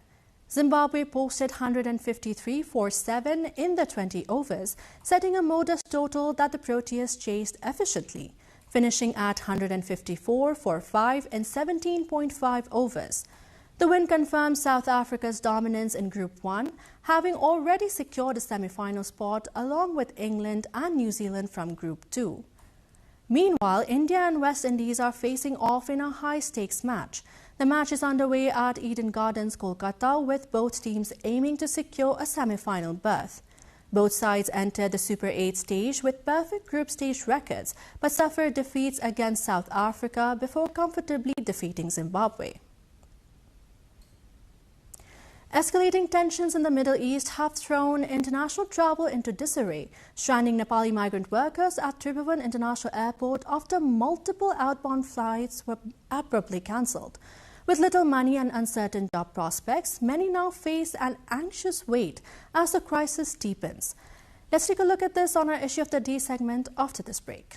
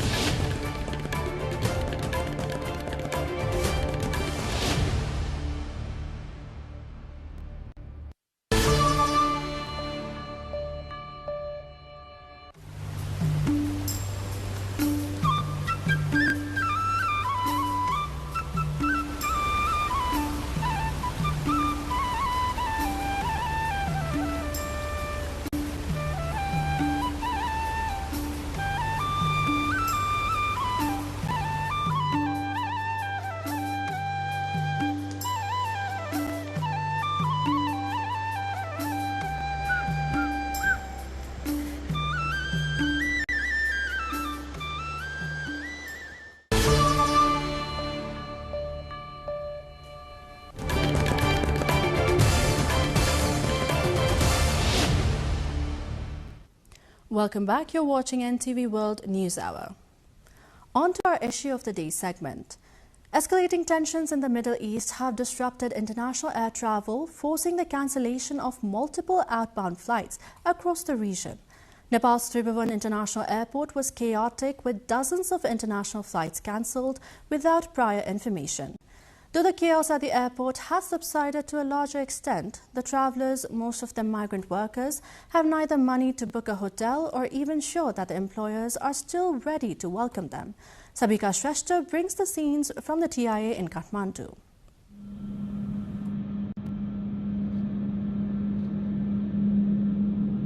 The international travel queues ensued after U.S.-Israeli joint military operations into Iran and Tehran's retaliatory attacks has affected nearly 1,000 flights on a daily basis. While Saturday remained the worst day with the sudden closure of the airspace of the entire region, leaving passengers high and dry at the airport, it's uncertain when the situation will improve. The sudden shift in regional security has forced a near-total suspension of air traffic between Nepal and several of its most critical international destinations, creating a bottleneck at the country's only functional international gateway. Airport authorities confirmed that all afternoon and night international flights from Kathmandu to several Middle Eastern destinations have been cancelled due to flight restrictions imposed at those airports. The affected destinations include Sharjah, Doha, Dubai, Kuwait City, Abu Dhabi, Qatar, and Dammam. These cities serve as key transit and employment hubs for thousands of Nepali migrant workers, many of whom were seen waiting anxiously at the terminal. According to TIA office, airspace and operational restrictions at these destinations forced airlines to suspend scheduled departures from Nepal to ensure passenger safety. हिजोदेखि हामीले जुन बेला अचानक हामीले यहाँनेर यो information पाइसकेपछि फ्लाइटहरु cancel भयो त्यो बेलादेखि हामी सम्पूर्ण एयरलाइन्सहरुसँग बस्यौं त्यसपछि यहाँ भएका प्यासेन्जरहरुदेखि लिएर सबैलाई हामी सहजीकरण गर्नको लागि अनि त्यसपछि हामीले पब्लिकहरुलाई पनि प्यासेन्जरहरुलाई कतिलाई काठमाडौँ यहाँ एयरपोर्ट पनि नआउन आइसकेपछि आफ्नो ठाउँमा गन्तव्यमा पुगुन् भनेर अब सूचनाहरु हामीले प्रकाशित गर्यौं प्रधान कार्यालय पनि हाम्रो मिडिया ग्रुपबाट यहाँबाट पनि टिआईएबाट पनि हामी सूचना हामीले सम्प्रेषण गर्यौं त्यसैगरी हामीले यहाँ भएका विभिन्न ठाउँमा हेल्प डेस्कहरुलाई सक्रिय गर्यौं यहाँ भएका सेक्युरिटीदेखि लिएर एयरलाइन्सहरुदेखि लिएर कसैलाई पनि कुनै किसिमको समस्याहरु आयो भने चाहिँ हामी सहजीकरण गर्नको लागि र अहिले पनि हामी यहाँ केही समस्याहरु यात्रुहरुको पर्छ भनेर हामी लागिरहेका छौं. The sudden cancellations have created immense confusion and congestion at the international terminal, with many passengers arriving unaware of the suspensions. The pre-informed cancellation, of course, is much better, but for most of the migrant workers traveling with dumped-out pocket and tight deadline, there is not respite. Neither they can afford a hotel room, or they have much access to information whether their employer would still welcome them. Airlines त के गरेको छ त्यसले अब टाइमै दिइरहेन अब खोइ अर्को आदेश नअन्जेलसम्म के भनिरहेन अब हामीलाई त दुःखै छ अब घर जाने कि बस्ने कि त भोलि नै खुल्ने हो कि अब हप्ता दिन लाग्ने हो कि थाहा पनि छैन यहाँ बसौँ त्यो पनि छैन पैसा नि कति हो त्यत्रो बोकेर नि आएन ठ्याक्क आजसम्म फ्लाइट भनेर आजसम्मकै पैसा बोकेर आएको अब फर्किने टिकट गर्ने हो कि अब यहाँ गर्ने थोडा अप्ठ्यारै भइरहेछ हामीहरूलाई त. Currently, airlines are reportedly monitoring the evolving geopolitical situation and coordinating closely with foreign aviation authorities. The disruption highlights Nepal's heavy reliance on Middle Eastern air routes, which serve as both final destinations and major transit corridors to Europe and other regions. With geopolitical tensions continuing to impact regional airspace, a cloud of uncertainty looms over when normal flight schedules will resume. For now, passengers are strongly advised to stay in close contact with their carriers and monitor official updates as authorities assess the ongoing developments in the Middle East and their broader implications for international air travel. Sabika Shrestha with camera person Rasila Shrestha reporting for NTV World. Amidst all the airport chaos, we talked with the air commuters. How has Middle East conflict affected their travel? In our Public Pulse segment.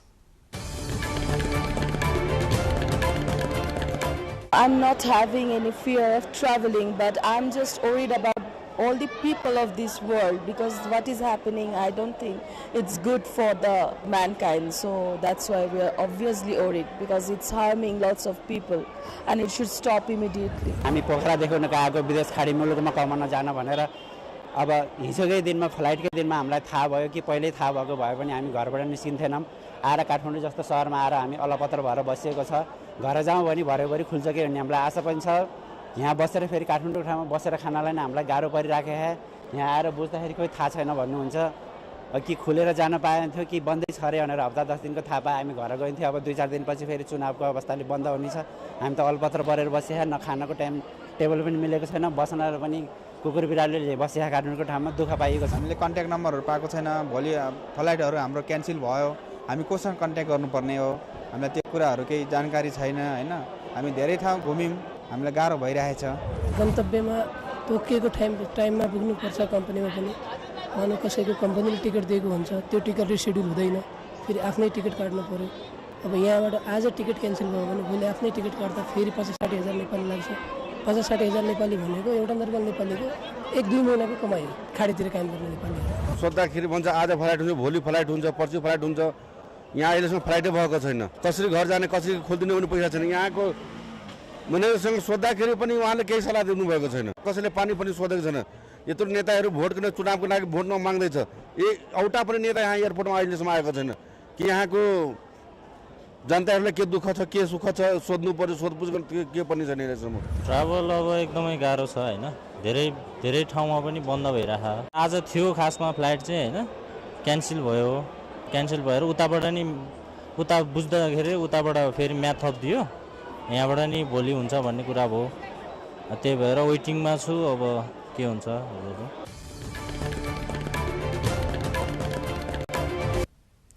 As the conflict in the Middle East threatens to escalate, hundreds of thousands of Nepali migrant workers in the Gulf are exposed to serious risk. From the skyscrapers of Doha to the deserts of Riyadh, we look at the reality of the Nepali building the future of the Middle East while fueling our own economy.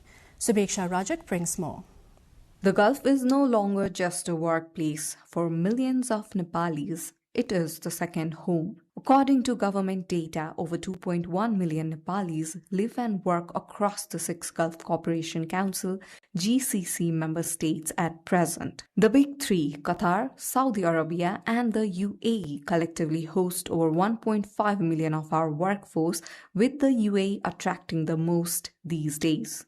These individuals are more than just workers. They are architects of a region in global transformation. For decades, Qatar was the primary destination for Nepali labor, but now the UAE holds the top spot. Hosting over 7 lakh Nepalis and accounting for 41.4% of all new labor approvals this year. Qatar with 3,57,913 residents, Saudi Arabia with 3,84,865, Kuwait home to a steady community of 1,75,000 largely in retail and domestic sectors, Bahrain 28,000 and Oman with 25,000. With the recent joint US-Israeli military operations against Iran, the impact is likely to be felt in Nepal's economy as well. According to Ministry of Labour, Employment and Social Security, over 1.1 million Nepalis have returned from the Gulf in the last 2 years alone.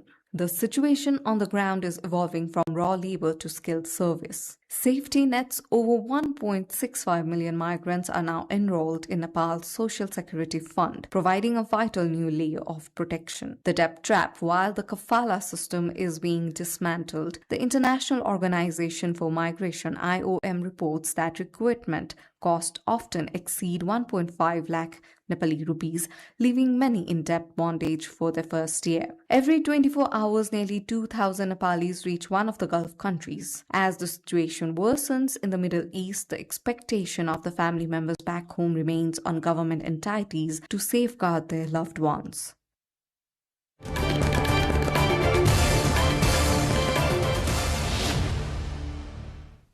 That marks the end of our Issue of the Day segment. Now on to the next.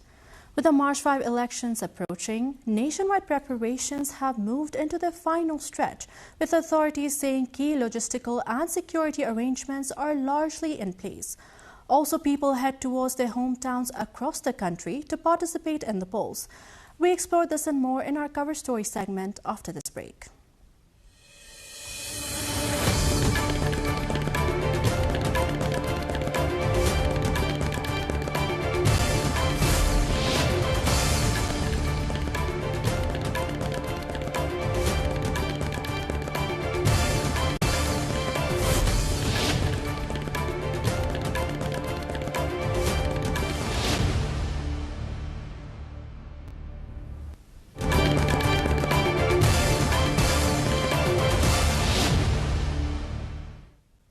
Welcome back. You're watching NTV World News Hour. Now on to our cover story segment. With just 4 days remaining until the House of Representatives election scheduled for March 5, election preparations across the country have entered the final phase. The Election Commission has confirmed that most arrangements for the polls have been completed. As only 2 days remain for the campaigning, political parties and candidates are fully engaged in their final efforts to reach voters. The election silence period will begin tomorrow night, marking the end of public campaigning. Candidates are making their final appeals to voters through rallies and door-to-door programs. Security measures have been strengthened at polling stations across districts, and preparations are underway to ensure the safety of vote counting centers. CCTV installation and other security arrangements have been tightened at the counting sites to maintain transparency and safety. The Election Commission has urged all eligible voters to participate confidently, emphasizing that all preparations are complete and that the voting process will be conducted smoothly.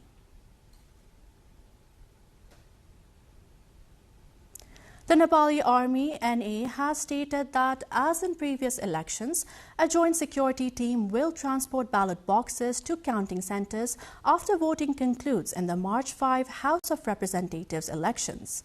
In a statement, the NA said the team will include Nepal Police, Armed Police Force, the election officer, designated party representatives, and the Nepal Army, following existing protocols. The Army recalled its role since 2048 Bikram Sambat in guarding ballot paper printing centers, transporting ballot papers nationwide, providing third-tier security, and escorting ballot boxes to the counting centers. It reaffirmed its commitment to coordinating with concerned agencies under the Integrated Security Plan to ensure a safe election.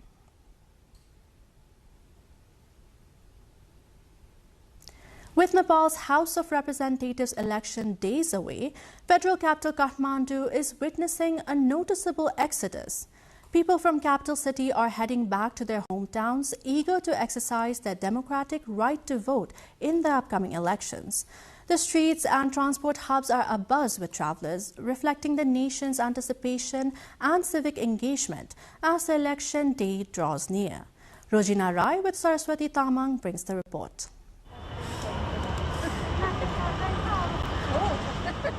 The bustling federal capital of Nepal, Kathmandu, is witnessing a mass migration ahead of the general election on March 5th.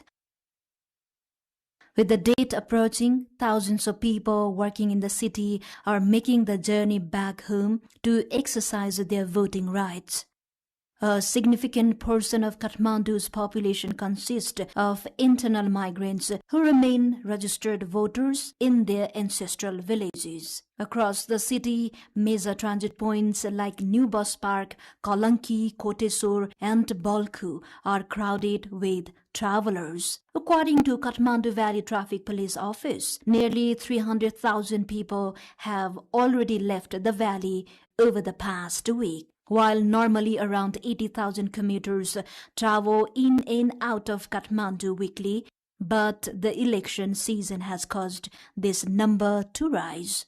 पहिलेको तुलनाभन्दा यात्रुको बढी चाप बढेकै छ हैन गाडीहरु पनि उताबाट extra गाडीहरु आइरहेका छन् नाइटमा पनि तपाईको चाहिँ डेमा भन्दा नाइटमा अझै बढी चाप बढिरहेको छ म चाहिँ माइती यहाँ टोखा भयो उता लमजुङ चाहिँ बुढोको घर अनि त्यताबाट भोट हाल्नको लागि चाहिँ हामी आज जाँदै छौं. With a few days still left before the vote, authorities expect the flow of returning voters to increase even further. Across roads, bus terminals and highways, one thing is clear: Nepal's people are on the move, driven by their hopes, voices, and the power of their vote. While residential areas feel emptier in capital, streets are dominated by security patrols, including the Nepal Army, to maintain order following last year's unrest.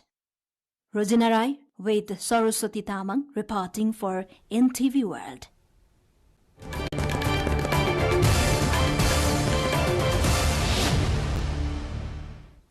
That wraps up our cover story segment. Now moving on. Across Nepal, as people prepare to celebrate Holi, the festival of colors, the celebrations this time is likely to be quite different from past years. This time, Holi coincides with a rare astrological event and right ahead of the election period, prompting authorities to impose additional public safety measures and guidelines. Rosina Rai with Kamala Aryal brings more. This year, Holi, the festival of colors, falls on 2nd and 3rd March. The festival is observed on 2 separate days in Nepal's Haili and Tarai regions. Holi in the Tarai Madhes region coincides with the lunar eclipse and the Sutak period, which is considered inauspicious in Hindu tradition. Religious leaders say the overlap is uncommon and has encouraged many to observe the festival in a more restrained and spiritually reflective manner. जहाँ हिरण्याक्ष हिरण्यकश्यपकी बहिनी होलिका नाम गरेकी थिइन्, भक्त प्रहलादलाई काखमा राखेर दहन गर्ने अवस्थामा सांस्कृतिक पक्षमा भक्त प्रहलादलाई भगवान श्री विष्णुले रक्षा गर्नुभयो र होलिकाको दहन भएको दिन, जसलाई होली पूर्णिमा पनि भन्ने प्रचलन छ र नेपालमा चाहिँ फागु पूर्णिमा भनेर भनिन्छ। अब यसको सांस्कृतिक पक्षहरुमा चाहिँ एउटा खुशी, उत्साह र उमंग, असत्यमाथि सत्यको विजय र नैतिकता, आचरण र सदाचारको कायम भएको दिनको रूपमा मानिन्छ। Astrologers advise people to play with colors only during the daytime and to complete all celebrations before sunset. At the same time, the festival coincides with the election silence period ahead of upcoming polls, during which political campaigning and large public gatherings are restrained by law. The government has also heightened security measures to ensure that celebrations remain peaceful and orderly without affecting the election environment. जिल्लागत रूपमा उहाँहरूले सो आफ्नो जिल्लाको वस्तुस्थिति अनुसार चाहिँ के कस्ता गतिविधिहरू गर्न मिल्ने, गर्न नपाउने या नपाउने भन्ने विषयहरुमा चाहिँ जिल्लाहरूले पनि एक लेभलमा सूचनाहरू निकाल्नु भएको छ। त्यसैले सम्बन्धित व्यक्तिहरूले चाहिँ होली मनाउँदाखेरि त्यो विषयहरूलाई पनि नोटिसमा लिनु होला भन्ने म आग्रह गर्न चाहन्छु। हामीले चाहिँ सुरक्षा व्यवस्थापनमा र यो अहिले जुन निर्वाचनको आचार संहिताका कुराहरू छन् र सँगसँगै निर्वाचनको सुरक्षा व्यवस्थामा असर नपुर्याउने गरेर आफ्ना यो होली पर्व मनाउनु पर्ने छ। To ensure safety and compliance with the election code of conduct, the government has restricted large gatherings, stage performances, and alcohol consumption, among other activities.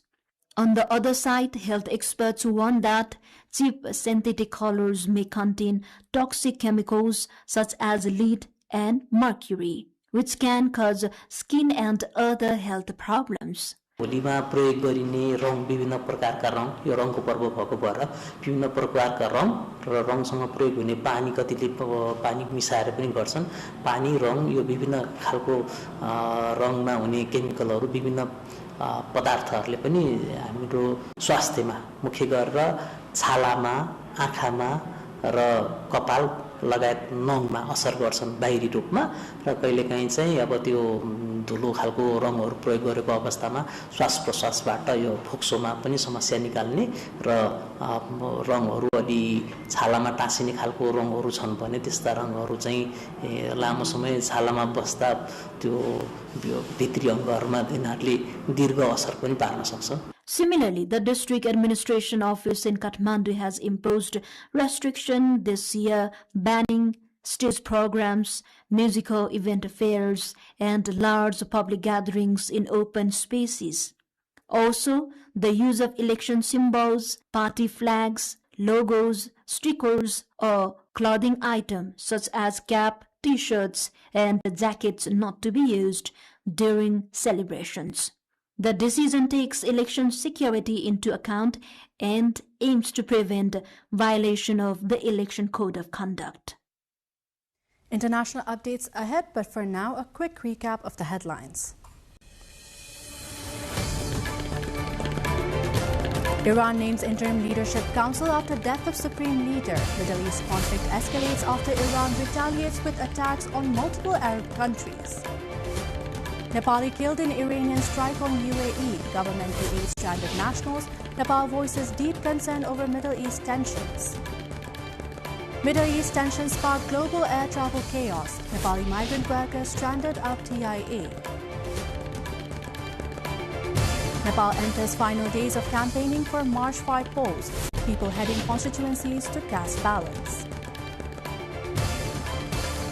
At least 17 killed in factory explosion in India's Maharashtra.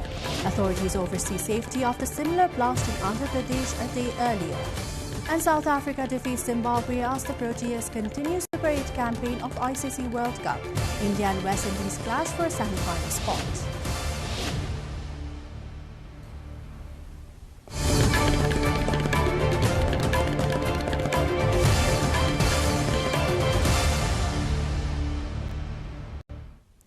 Powerful sandstorms have swept across Laayoune, sharply reducing visibility to only a few meters and disrupting transportation, commerce and daily life in one of Morocco's largest southern cities. Local authorities reported that strong desert winds carried dense clouds of sand through residential and commercial districts, forcing temporary road closures and delaying several ground transport routes. Emergency officials said monitoring systems were activated as wind speed intensified, with public safety alerts issued via local media and mobile networks. Meteorological services attributed the storm to seasonal desert pressure systems common in the region's arid climate. A 5 to 7 kilometer stretch of coastline in Vietnam's Phuoc Dinh commune has turned vivid green as seasonal seaweed blankets the shore, drawing visitors and generating additional income for the local residents. The phenomenon, which occurs annually during the first and second lunar months, has transformed shallow waters and exposed seabed areas into a dense green layer as the tides recede. When the tide falls, long streaks of seaweed are left across the sand, forming what observers describe as a continuous green carpet stretching towards the horizon. The unusual landscape has attracted tourists and photographers seeking to capture the short-lived transformation.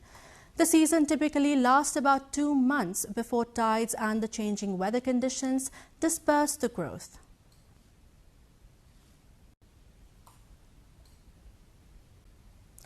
Horse-drawn carriages, bicycles and electric vehicles have become widespread alternatives on the streets of Ciego de Avila as Cuba grapples with an acute fuel shortage that has crippled the nation's transport network, according to the officials and the residents.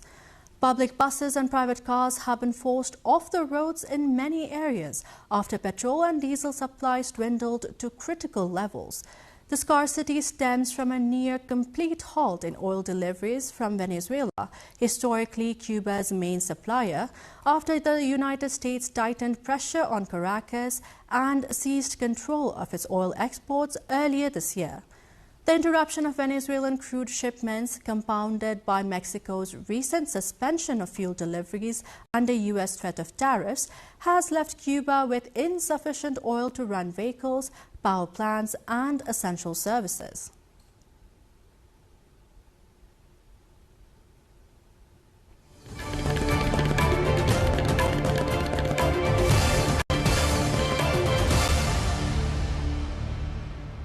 Lined up is a short break. Business news when we come back.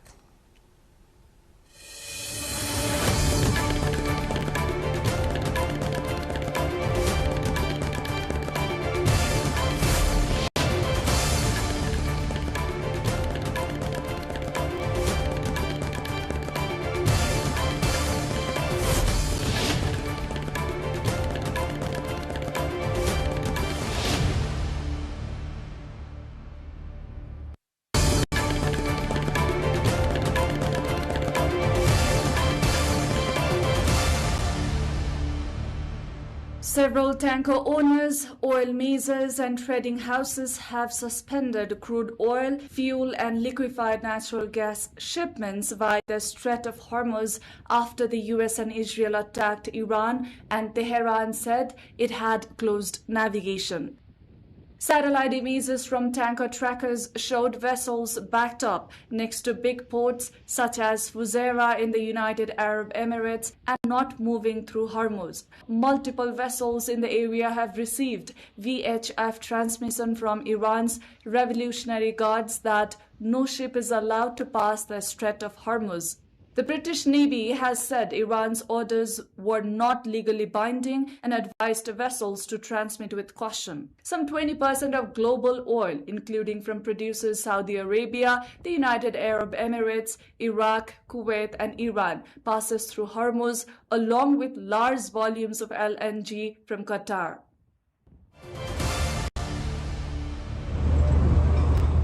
Cargo activity at the Boston has intensified sharply as U.S. policy shifts under U.S. President Donald Trump accelerate commercial links with Venezuela's energy sector. At the port this week, a crane loaded trucks, generators and machinery onto the Portuguese-flagged vessel Ribeira ahead of its departure for Venezuela. The second such shipment by shipping firm International Frontier forwarders in recent weeks.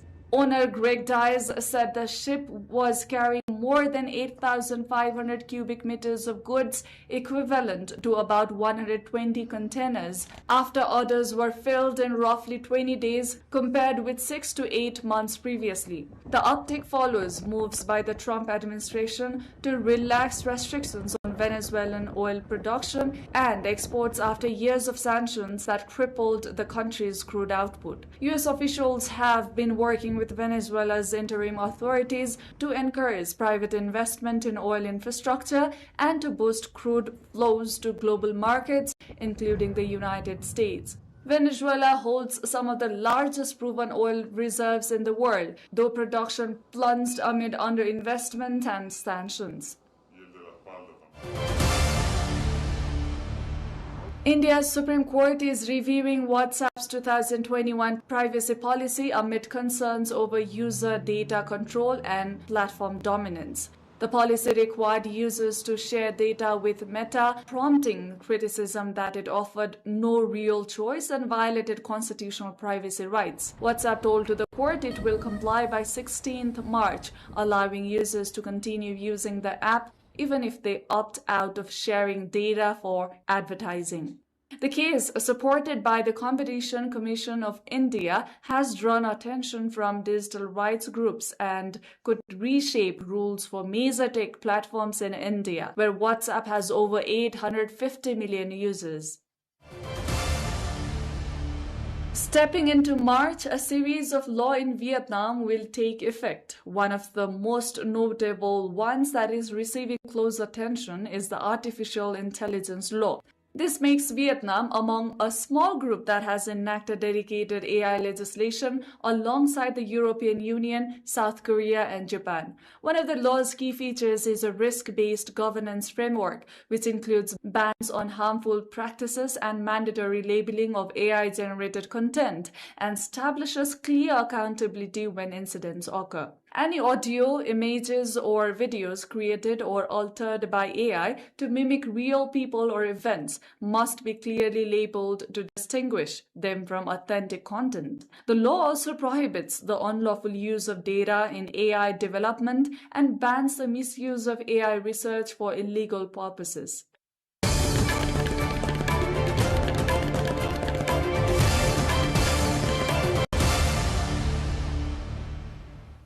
Time now for sports update.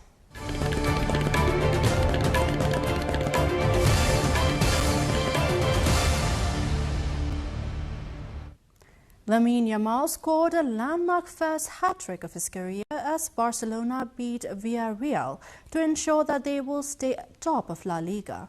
The 18-year-old put the home side in control at half-time by scoring twice in 9 minutes, both from Fermin Lopez's assist. Villarreal then pulled a goal back through Senegal midfielder Pape Gueye, and the visitors spurned a great chance to equalize. But Lamine Yamal struck again before substitute Robert Lewandowski made it 4-1 in stoppage time to send Barcelona 4 points clear of Real Madrid, who host Getafe on Monday.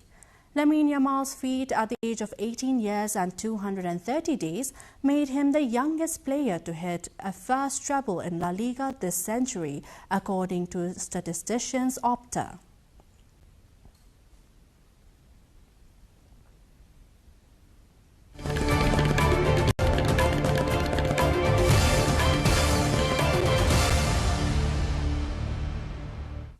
Now the weather updates, first from Nepal and then the world.